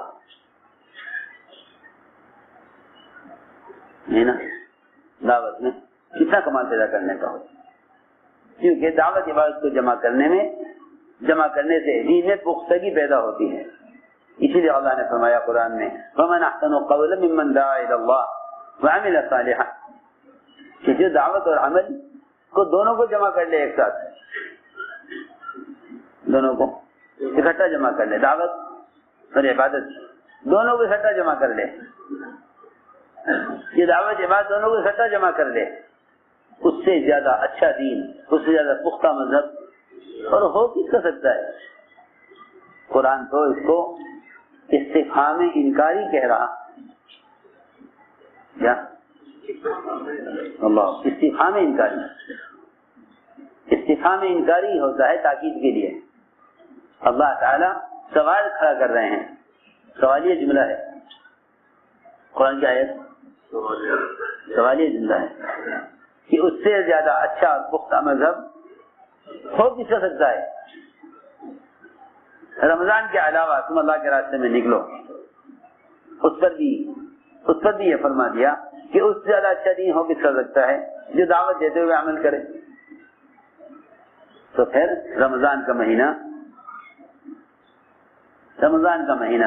جو اللہ تعالی کی طرف سے اللہ اکبر حضرت فرماتے تھے, جب اس رمضان کے مہینے میں عبادت کا بھاؤ اتنا بڑھا دیا گیا, عبادت کا بھاؤ اتنا بڑھا دیا گیا, تو رمضان کے مہینے میں اللہ کی طرف سے دعوت پر اجر کتنا بڑھے گا. اس لیے یہ مہینہ اللہ کے راستے میں پھرنے کا مہینہ ہے, کیونکہ خروج فرائض کو زندہ کرنے کے لیے ہے, خروج فرائض کو زندہ کرنے کے لیے ہے. تم رمضان کے علاوہ نکلو تو اس میں قیام اور قرآن اور روزہ یہ تین چیزیں نہیں ہوں گی. قیام, صیام اور قرآن یہ تین چیزیں نہیں ہوں گی, نہ قیام نہ صیام اور نہ قرآن. اور اگر رمضان میں نکلو تو یہ تین چیزیں ملیں گی. ان تین چیزوں کے ساتھ خروج ہوگا, روزہ اور قرآن اور نماز. اور یہ فرمایا کہ جو اللہ کے راستے میں نکل کر ہزار آیتیں تلاوت کر لے, اللہ کے راستے میں نکل کر حضرات تلاوت کر لیں. اللہ تعالیٰ اس کا نام انبیاء، صدیقین، شہداء اور صالحین کی جماعت میں لکھ دیتے ہیں. سوچو تو صحیح، کہاں نام لکھا جاتا ہے؟ انبیاء، صدیقین، شہداء اور صالحین. صالحین کا نام آخر میں لائے، یہ نہیں کہا صالحین، انبیاء، صدیقین، شہداء، نہیں. یہ باتیں میری یاد رکھیے سب جو میں کہہ رہا. آخر میں لائے صالحین کا نام. سمجھتے تھے جب تک انبیاء، صدیقین، شہداء والی محنت کسی علاقے میں نہیں ہوگی اس وقت تک صالحین تیار نہیں ہوں گے. صالحین کو آخر میں لائے کہ یہ نتیجہ ہوگا محنت کا. نتیجہ ہوگا محنت کا کہ اگر انبیاء، صدیقین اور شہداء والی محنت، انبیاء، صدیقین اور شہداء والی محنت کسی علاقے میں ہوگی تو وہاں صالحین تیار ہوں گے. یہ سب بیان کا ٹکڑا میں عرض کر رہا. اسی طرح حضرت کے بیان میں ہے کہ انبیاء، صدیقین، شہداء، ان تین لائن کی محنت کرنے والوں کی محنت کا نتیجہ ہوگا صالحین. حرمین میں کوئی عبادت کرے، بیٹھ کر تلاوت کرے تو یہ اجر نہیں جو تبلیغ میں نکل کر ملے گا. تم ہر عمل خیر کو اللہ کا راستہ اس لیے کہنے لگے ہو تاکہ خروج سے بچ جاؤ. یہ بھی ایک غلط خیال ہے کہ بھائی سب اللہ کا راستہ ہے، سب اللہ کا راستہ ہے، تاکہ امت میں سے نقل و حرکت ختم ہو جائے. تو میری بات ماسٹر صاحب توجہ سننی پڑے گی. یہ بھی زمانے میں شیطان کا ایک دھوکہ ہے کہ بھائی ہر چیز اللہ کا راستہ ہے، تاکہ یہ انفرادی عبادت کو کرے، دعوت نہ دے. جب تک اللہ کا راستہ خروج کو متعین نہیں کرو گے، جب تک اللہ کا راستہ خروج کو متعین نہیں کرو گے اس وقت تک امت میں سے جہالت اور ارتداد ختم نہیں ہوگا. روزہ اس کو نہیں کہتے کہ امت کا ایک طبقہ روزہ رکھ لے. روزہ یہ ہے کہ 100% مسلمان روزہ رکھیں. 100% مسلمان روزہ رکھیں. میں کیا بتاؤں، میری بات کا سمجھنا اس زمانے میں بڑا مشکل ہے، اس لیے کہ امت ایک رخ پر چل پڑی ہے. تم سبیل اللہ ہر عمل کو کہنے لگو گے تو خروج کی اہمیت ختم ہو جائے گی. جب تک یوں نہ کہو گے اللہ کے راستے میں نکلنا نقل و حرکت اور خروج ہے، جب تک سبیل اللہ اللہ کے راستے کے خروج کو متعین نہیں کرو گے اس وقت تک صحابہ کا خروج سمجھ آئے گا نہیں. لوگ یہ سمجھتے رہیں گے کہ قتال کے لیے نکلنا ہے، قتال کے لیے نکلنا ہے. لوگ یہ سمجھتے رہیں گے قتال کے لیے نکلنا. صحابہ نکلتے تھے، اب قتال ہے نہیں، تو گویا سبیل اللہ کا ایک راستہ تو بالکل ہی بند ہو گیا.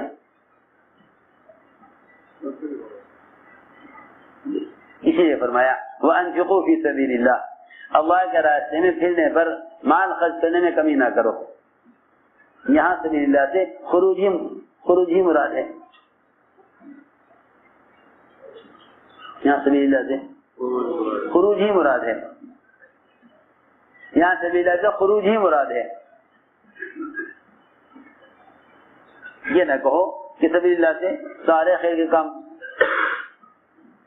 کیونکہ انصار نے زکات دینے سے انکار نہیں کیا تھا، نفل صدقات دینے سے انکار نہیں کیا تھا، بیوہ یتیموں کو مال خرچ کرنے سے انکار نہیں کیا تھا.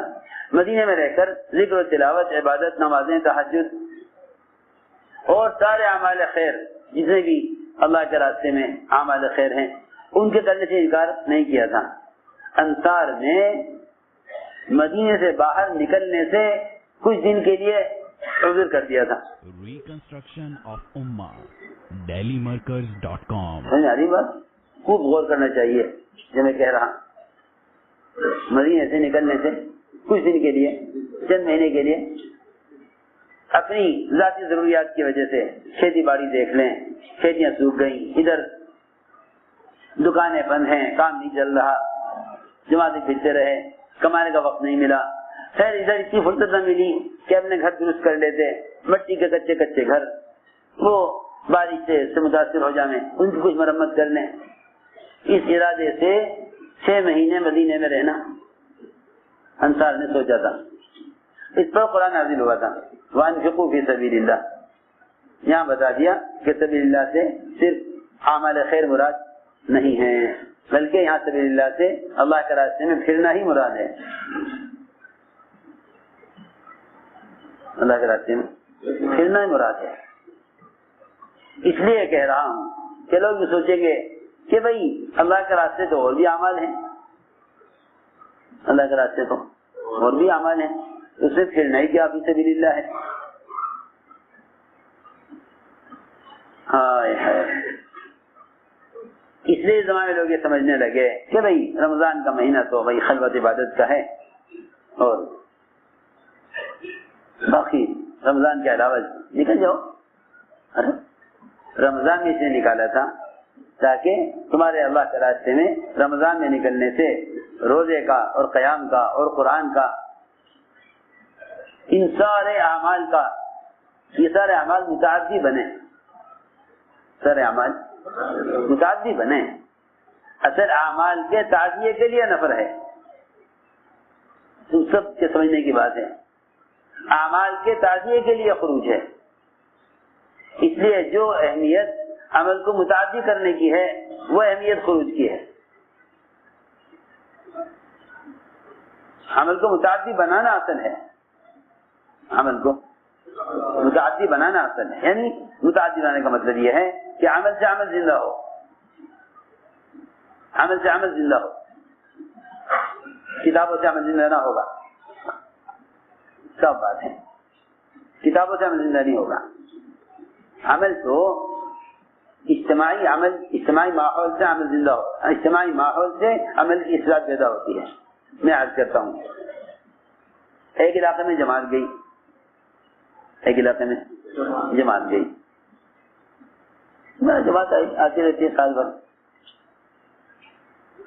جماعت پہنچی دوپہر کا وقت, آ گئے گاؤں والے کہ جی کھانا لا رہے. کھانا کھانا کہ نہیں بھائی کھانا نہیں. کہ جی کیوں نہیں, کھانا کھا لو, دوپہر کا وقت ہو رہا.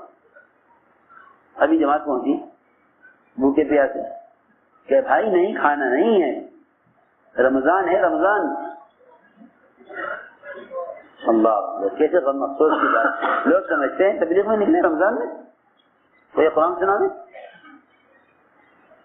اس نے کہا کہ رمضان ہے رمضان, رمضان اجازت نہیں دیتا کچھ کھانے کی. سنو سنو قصہ جماعت نے سنایا آگے. وہ گاؤں والے سمجھے رمضان ان کا امیر کا نام ہے. کہ جی وہ ہمارے امیر صاحب سے ہم پوچھ لیں گے. اتنی مجھے جہالت ہے, اتنی مجھے جہالت ہے. انہوں نے کہا رمضان اجازت نہیں دیتا کھانے پینے کی. کہ رمضان سے ہم پوچھ لیں گے آنے دو امیر صاحب کو کہ نہیں یہ روزہ ہے, فرض ہے. آپ سب روزے سے, ہم سب روزے سے.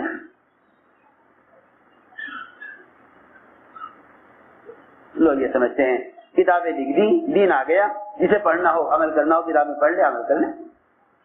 کتاب تو طالب کے لیے ہے نا, غیر طالب کے لیے تو نہیں ہے. کیوں بھائی جس میں طلب نہیں ہے وہ کیسے آ جائے گا روزے پر نماز پر, جب تک آپ اس عمل کے ساتھ اسی کے علاقے میں جا کر دعوت نہ دیں گے. تو میں نے اس لیے عرض کیا نفر اس لیے ہے تاکہ نفر سے عمل متعدی بنے, عمل سے عمل زندہ ہو. علم سے عمل زندہ نہیں ہوتا, علم سے عمل زندہ نہیں ہوتا, عمل سے عمل زندہ ہوتا ہے. علم برائے علم ہے, عمل برائے عمل ہے. علم برائے علم ہے, وہ طالب کے لیے ہے. ایک آدمی کو روزہ رکھنا ہے, وہ دیکھے گا مسائل, وہ دیکھے گا فضائل. ایک آدمی کو عمل کرنا ہی نہیں ہے, تجھے معلوم ہے روزہ فرض ہے, رمضان میں لوگ روزہ رکھتے ہیں. فرماتے تھے جب تم روزے کے ساتھ اس راستے میں نکلو گے تو تمہارا روزہ امت کے لیے عملی دعوت بنے گا. تمہارا روزہ امت کے لیے عملی دعوت بنے گا. اس لیے میں نے عرض کیا تھا کہ اللہ کے راستے کا یہ نفر اور خروج حسب رمضان، شوال، ذوالقعدہ، ذی الحجہ، یہ 4 مہینے سب سے زیادہ مناسب ہیں اللہ کے راستے کے نفر کے، کہ اس میں سارے فرائض، زکوٰۃ، روزہ، حج اور قرآن، زکوٰۃ، روزہ، حج، زکوٰۃ اور قرآن،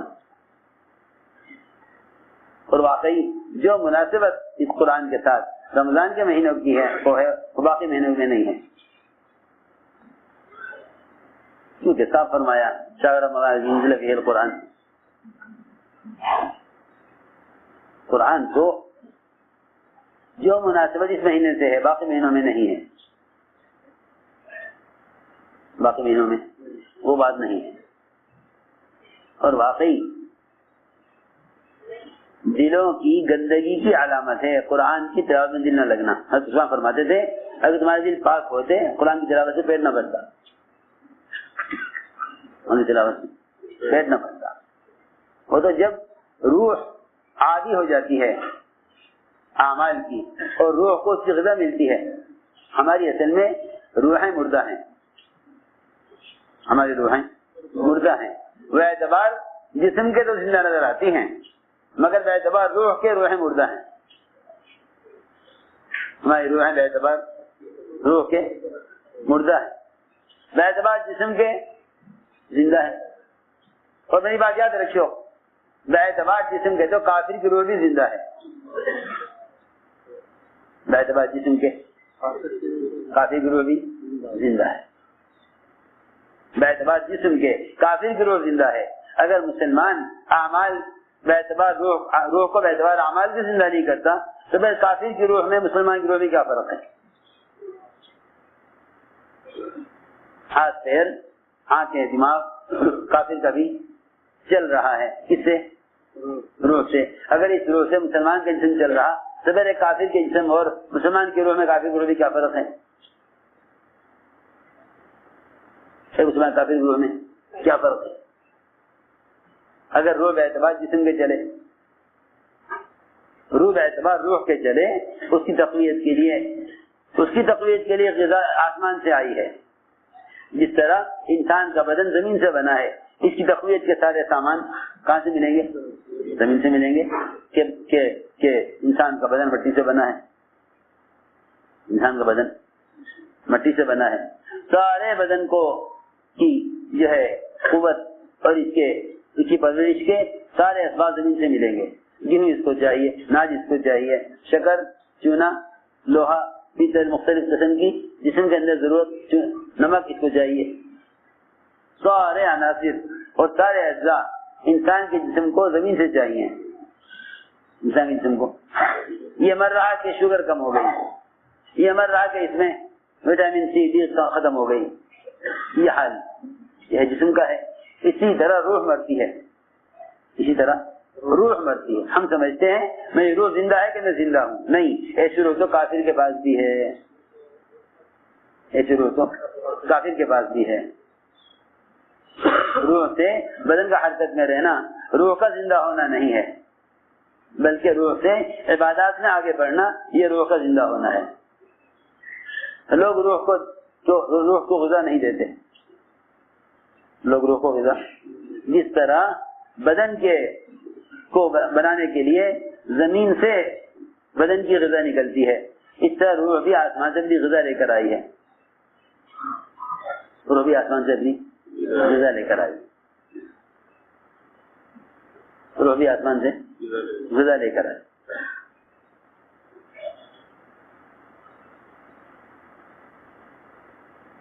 روح بھی آسمان سے اپنی غذا لے کر آئی ہے۔ ذکر و تلاوت، عبادت، یہ سب روح کی غذا ہے، یہ سب روح کی غذا ہے۔ ہم سوچتے ہیں یہ کھایا یا نہیں کھایا، ڈاکٹر کہے گا یہ کھانا ہے آپ کو زیادہ، کیا آپ کو بدن میں اس کی ضرورت ہے؟ لیکن روح کے اعتبار سے کوئی سوچتا نہیں کہ روح کو میں نے کیا غذا دی آج۔ شوگر والوں کی جیب میں مٹھائی ہوتی ہے، کیوں؟ اچانک شوگر گرنے لگی تو مٹھائی کھانی پڑے گی. جی ہاں، ہارٹ اٹیک بھی ہو سکتا ہے، دماغ کی رگ بھی پھٹ سکتی ہے، خدا جانے کیا کیا خطرات ہیں. روح اس سے کہیں زیادہ نازک چیز ہے، اس کی غذا کا کوئی اہتمام نہیں ہے. اسے میں نے عرض کیا قرآن کی تلاوت کو بڑھاؤ.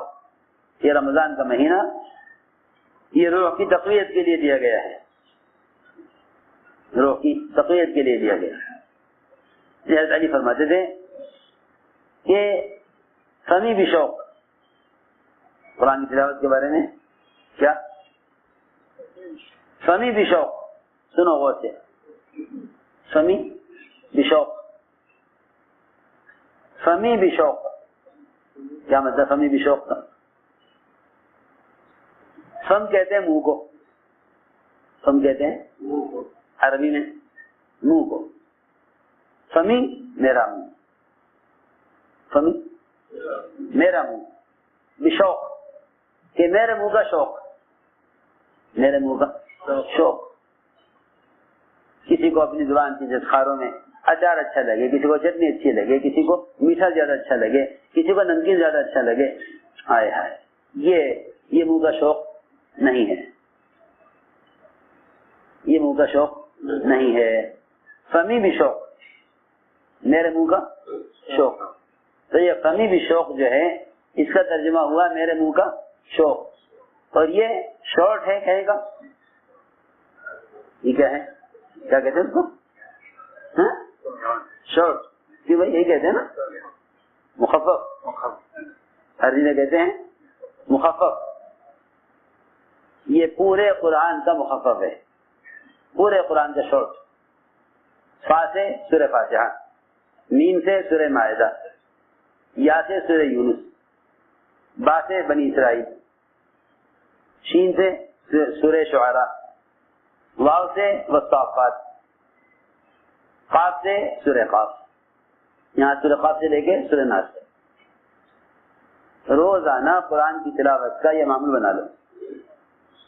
سورہ فاتحہ سے لے کر پڑھو سورہ مائدہ تک ایک دن، اگلے دن سورہ مائدہ سے سورہ یونس تک. سمجھے نہیں؟ کہاں تمہارے ماسٹر صاحب، تم نے سارا دماغ لگا دیا حساب میں اور دنیا کی چیزوں، اب سمجھ میں نہیں آ رہی. فاتحہ سورہ فاتحہ، فاتحہ سے لے کر مائدہ تک، اور مائدہ سے لے کر سورہ یونس تک. یہ ہو گیا فمی. آگے بھی شوق، با سے بنی اسرائیل، شین سے سورہ شعراء، آگے واو والصافات، اس کے آگے قاف، سورہ قاف، اور سورہ قاف سے لے کر آخر قرآن تک سورہ ناس. کتنے ہو گئے؟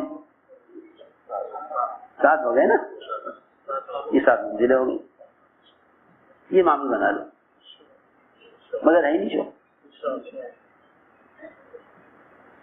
ہائے ہائے، رمضان میں دیکھا ایک صاحب کو اخبار دیکھ رہے، میں نے کہا یہ رمضان میں اخبار دیکھ رہا.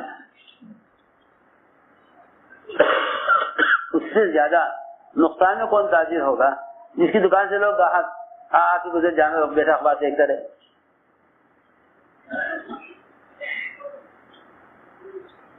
بیٹھا اخبار دیکھتا رہے اور گاہک آ کے، ایسا ہو سکتا ہے؟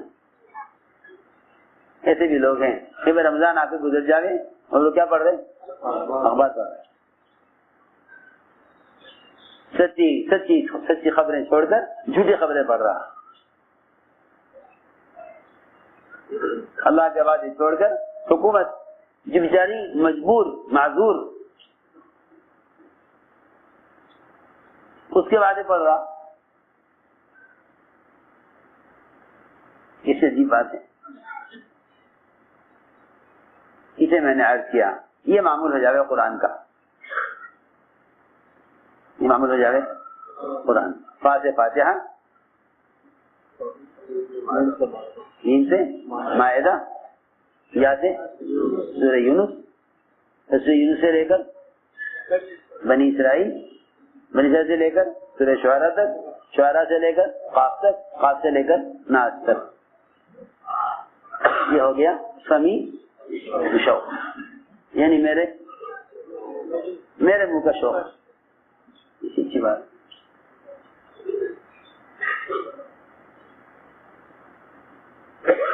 اس لیے کہا کہ تم قرآن کو لے کر نکلو اللہ کے راستے میں. ہمیں تو تراویح کو زندہ کرنا ہے. مسجد جس گاؤں میں جا کے تراویح پڑھو گے گاؤں والے کہیں گے اچھا تراویح بھی کوئی ہمارے. میں حیران ہوں لوگ عبادت کے لیے خروج کو چھوڑتے ہیں، حالانکہ عبادت کو قائم کرنے کے لیے خروج ہے.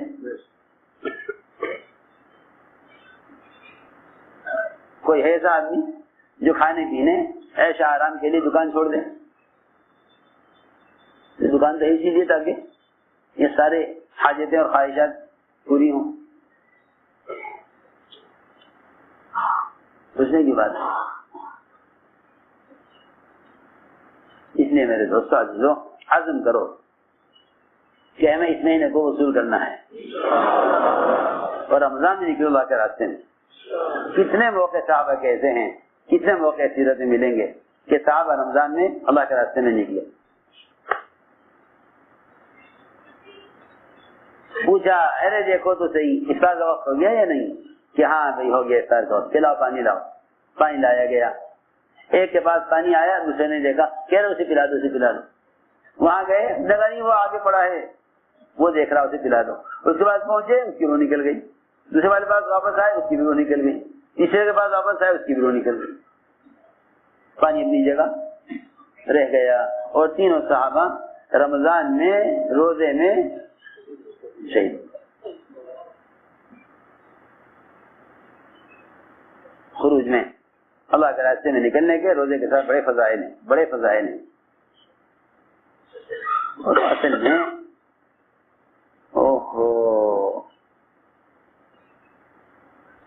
عمل کے ساتھ جو مجاہدہ ہے وہ خروج کے ساتھ ہے. جو مجاہدہ عمل کا خروج کے بغیر ہے، جو مجاہدہ عمل کا خروج کے بغیر ہے، اسے مقابلہ صرف اندر کے دشمن سے ہے. میری بات بہت توجہ چاہتی ہے. خروج کے بغیر جو عبادات ہیں اس کا مقابلہ صرف اندر کے دشمن سے ہے، اندر کے دشمن سے ہے. اور یاد رکھیں میری بات، خروج کے ساتھ جو مجاہدہ ہے اس میں مقابلہ باہر کے دشمن سے ہے. اسلام کو جو نقصان باہر کے دشمن سے ہے وہ اندر کے دشمن سے نہیں ہے.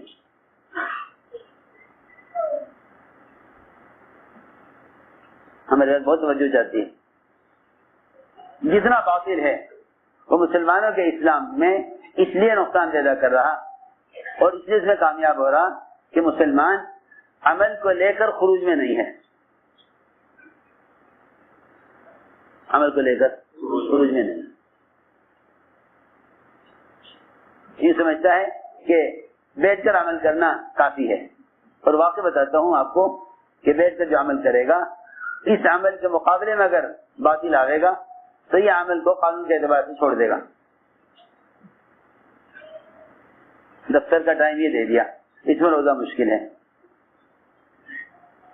پردے کا یہ حکم آ گیا اس ملک میں، پردہ میں ہم نہیں کر سکتے کہ قانون آ گیا. فرماتے تھے جس عمل کی تم دعوت نہیں دو گے اس عمل کے کرنے میں قانون سے مجبور ہو جاؤ گے.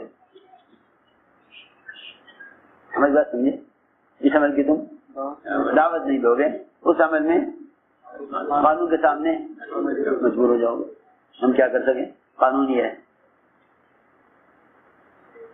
اس لیے یاد کر رہا کہ عمل کو لے کر پھرو ہر فریضے کے ساتھ، حج کے ساتھ بھی، روزے کے ساتھ بھی، نماز کے ساتھ بھی، زکوٰۃ کے ساتھ بھی، ہر عمل کو لے کر پھرو. ہمارے ایک بزرگ تھے،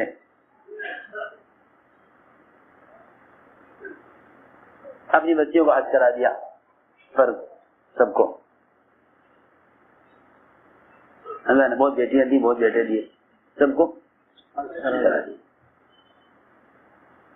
2-4 سال گزرے، وہ کہنے لگی ہیں بیٹیاں، شادیاں ہو گئیں، بیٹیاں کہنے لگی ابا جی حج کرنا چاہ رہے ہیں. تو حج تم نے تمہیں کرا دیا کہ نہیں، ہم تو نفلی حج کرنا چاہ رہے ہیں. میں نے کہا کہ دیکھو نفلی حج کی ضرورت نہیں، حج کر لیا فرض کافی ہے. وہ یہ سمجھی کہ شاید ان کے پاس خرچ کا انتظام نہیں ہے. سب نے کہا بیٹیوں نے ابا جی ہم آپ سے ایک پیسہ نہیں لینے کے، ہمارے سب کے پاس اپنے حج کا انتظام ہے. ہمارے ریاض صاحب نے کیسے لوگ تیار کیے تھے، ہمارے ریاض صاحب کے بڑے معتمد ساتھی میں تھے. نے ساری بیٹیوں کو جمع کیا، بیٹیوں کو اور دامادوں کو اور بیٹوں کو، ان کی بہوؤں کو جمع کیا، سب کو جمع کر کے کہنے لگے کہ جب تمہارے پاس نفلی حج کا انتظام ہے اور تم اپنے خرچ پر نفلی حج کرنا چاہتے ہو تو اس سے زیادہ بہتر یہ ہے کہ امت کا وہ طبقہ جو ابھی تک حج کے فرض سے بھی واقف نہیں ہے، تم یہ خرچ وہاں کر دو، جماعت بنا کے چلے جاؤ، تاکہ جو امت حج نہیں کر رہی ہے وہ حج فرض کرنے پر آ جائے. تو ساری لڑکیوں کے، لڑکوں کے، دامادوں کی وہیں نقد جماعت بنائی اور سب کو افریقہ کے ملکوں میں بھیج دیا گیا. تم تو نفلی حج کر لو اور امت فرض حج بھی نہ کرے، جاؤ ملکوں میں جاؤ، وہاں جا کے امت کو حج کے فریضے کی طرف دعوت دو. تمہارے ذریعے سے کتنے لوگ ایسے ہوں گے جو تمہاری کوشش پر حج کے لیے آئیں گے. چنانچہ حج سے 6 مہینے پہلے سارے خاندان کی جماعتیں بنا کے، عورتوں کی، مردوں کی، سب کو وہ سارا خرچہ جو نفلی حج کے لیے جمع کیا تھا سب کو آنے. تو تمہارے پاس پیسہ ہے تو تم یہ پیسہ نفلی حج میں کیوں خرچ کر رہے؟ اس سے کیوں نہیں خرچ کرتے کہ امت حج ادا کرنے پر آ جائے؟ سمجھے بات؟ یہ بات کو کوئی سوچ سکتا ہے؟ ایک حج کرایا، باقی سارے بہویں داماد، جی ہاں، سب کو جمع کر کے، سب کو جمع کیا، بات کی ان سے تو خرچہ ہے تمہارے پاس، خرچہ ہے. یہ سارا خرچہ ان کے لیے ملکوں کو رخ بنا کے سب کو روانہ کر جاؤ. امت کا وہ طبقہ جو حج پڑے ہوئے ہیں انہیں جا کے حج کے لیے تیار کرو. تم تو حج کر چکے. پھر یہ کہا ہمیں ہمارے آسان سمجھایا تھا کہ تم اپنے ذاتی عمل پر، ذاتی نفلی عمل پر خرچ کرنے کے بجائے امت کو فرائض کے ادا کرنے پر مال خرچ کرو. تو امت فرائض کو ادا کرنے پر سوچو. کوئی یہ سوچے کہ میں نفلی حج کر لوں، کوئی یہ سوچے کہ میں امت کو حج فرض کرا دوں، جو امت حج نہیں کر رہی، فرض حالت. اگر نفلی حج کرتے تو انہیں ایک حج کا ثواب ملتا. اگر اللہ کے راستے میں نہیں کرتے، 2 حج کے لیے تیار کرتے تو کتنے حجوں کا ثواب ملتا؟ جو بھی آگے حج کرتا ان کے سارے حج کا ثواب کس کو؟ جماعت کو. سوچو یہ ایسا ہے. ایک آدمی تو پیٹ بھر کے 10 قسم کے کھانے کھاوے اور اس کا پڑوسی بھوک سے مر رہا ہو، بتاؤ کیا کہو گے؟ ایک آدمی نفلی عمل کرے، دوسرا آدمی فرض بھی نہ کرے. یہ تھی بات. اس سے دوستو عزیزو، یہ مہینہ نقل و حرکت اللہ کے راستے میں پھرنے کا ہے. سمجھ لیں، یہ مہینہ ایسا گزار لو کہ پھر 11 مہینے اس کے مطابق گزرے. سمجھتے کہ جو یہ چاہے کہ اس کا پورا سال رمضان کی طرح گزرے، وہ رمضان کو رمضان کی طرح گزار لے. رمضان کو رمضان کی طرح گزار.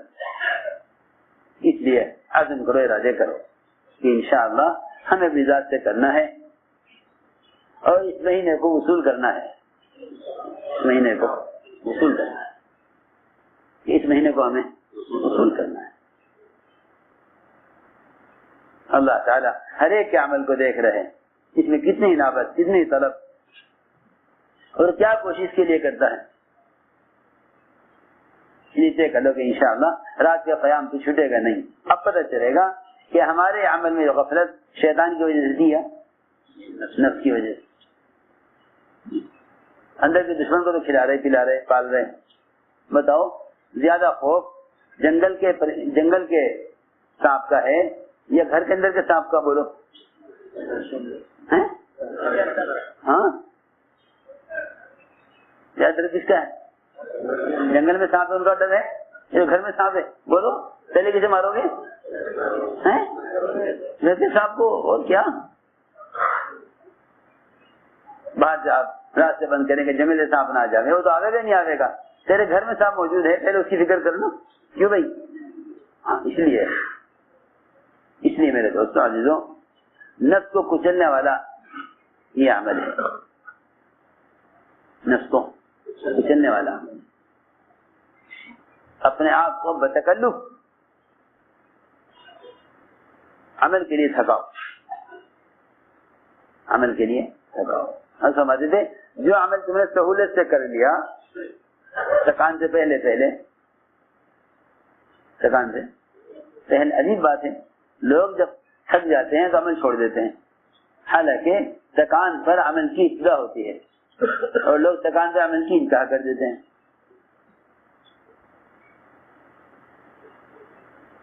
میری بات سمجھے نہیں سمجھے؟ بہت مشکل ہے، بہت آسان ہے انشاءاللہ اگر توجہ سنو. لوگ تھکان پر عمل کی انتہا کر دیتے ہیں حالانکہ تھکان کے بعد عمل کی ابتدا ہوتی ہے. تھکان کے بعد عمل کی ابتدا ہوتی ہے. خوب اپنے آپ کو ہر وقت مشغول رکھو.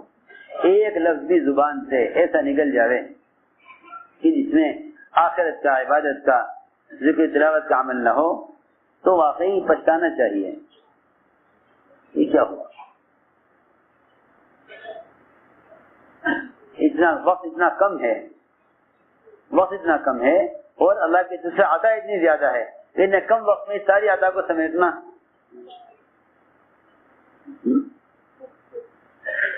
ایک دکان ہو، ایک دکان میں مالک ہو، 10 گاہک آ جانے ایک ساتھ، بتاؤ کیا کرتا ہے؟ 10 کے 10 کو مشغول کر دیتا ہے.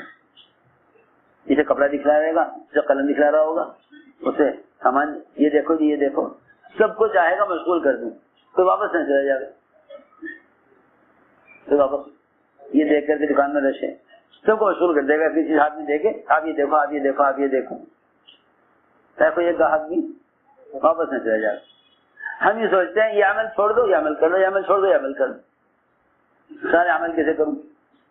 وہ تو اپنی دنیا کے لیے سب کو مشغول کر لے اور ہم عبادت کے ایک عمل کو کر کے دوسرے کو چھوڑ دیں. لوگ رات کو تراویح پڑھ لیتے ہیں، قیام چھوڑ دیتے ہیں. حضرت فرماتے تھے کہ جس تراویح کی وجہ سے تم رات کا قیام چھوڑ دیتے ہو یہ رات کا قیام تراویح سے افضل ہے. رات کا قیام تراویح سے افضل ہے. تراویح میں تھک گئے اور تہجد چھوٹ گئی. جی ہاں عام طور سے ہوتا ہے. لوگ تراویح پڑھ کے سجانے کب تک عین وقت اٹھیں گے، 2 لقمے کھا لیں گے جلدی سے اور روزہ رکھ لیں گے. حضرت فرماتے ہیں جس تہجد چھوڑ کر سو رہے ہو وہ تہجد افضل ہے تراویح سے. جی ہاں اور لوگ تراویح میں تھک جائیں اور تہجد چھوڑ دیں. اس لیے کہہ رہا ہوں کہ ہر طرف سے اعمال بکھرے ہوئے ہیں، انہیں سمیٹنا ہے. یہ بھی لے لوں، یہ بھی لے لوں، یہ بھی لے لوں. اور اللہ تعالیٰ اس عنایت و طلب کو دیکھ کر سب کچھ دے دیتے ہیں. جس آدمی سے طلب کے ساتھ عمل فوت ہو جائے اللہ اسے اجر بھی دے دیتے ہیں. اللہ اس کو سمجھ کا اجر دے دیتے ہیں بشرطے کہ اس کے اندر طلب اور کوشش ہے. بس اس کا عزم کرو کہ انشاءاللہ ہمیں رمضان کو وصول کرنا ہے. لایانی باتوں سے، بیکار کاموں سے اپنے آپ کو ہر ممکن بچاؤ. یوں سوچو جس طرح اقامت سے لے کر نماز سلام پھیرنے تک پابند ہوں، اس طرح رمضان کے چاند سے لے کر عید کے چاند تک پابند ہیں. Reconstruction of Yes. Ummah. DailyMarkers.com. عزم کرو کہ انشاءاللہ ہم اپنے عمل کو لے کر پھریں گے. رمضان میں خروج کو بڑھاؤ. رمضان میں خروج. مصر والوں نے بتلایا کہ ان کے ہاں رمضان کے مہینے میں ایک مسجد سے 200 جماعتیں سیر روزہ کی نکل جاتی ہیں. ایک مسجد سے 200 جماعتیں رمضان میں. کم سے کم 70 جماعتیں ایک مسجد سے نکل جاتی ہیں. نہیں سیر روزہ 70 جماعتیں ایک مسجد سے کم. زیادہ سے زیادہ 200 جماعتیں ماہانہ سیر روزہ. اور یہاں یہ بات ہے کہ جی وہ کیسے نکلے؟ رمضان آ گیا. رمضان تو نکلنے کے لیے آیا تھا. رمضان تو نکلنے کے لیے آیا تھا.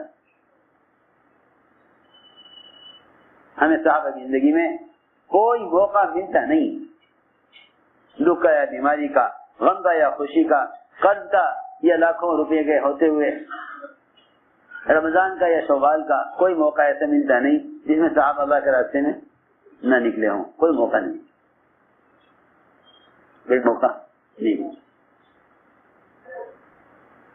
اس لیے عزم کو ارادے کرو کہ انشاءاللہ رمضان میں خروج کرنا یہ دعوت عبادت کو عملی طور پر جمع کرنے کا مہینہ ہے.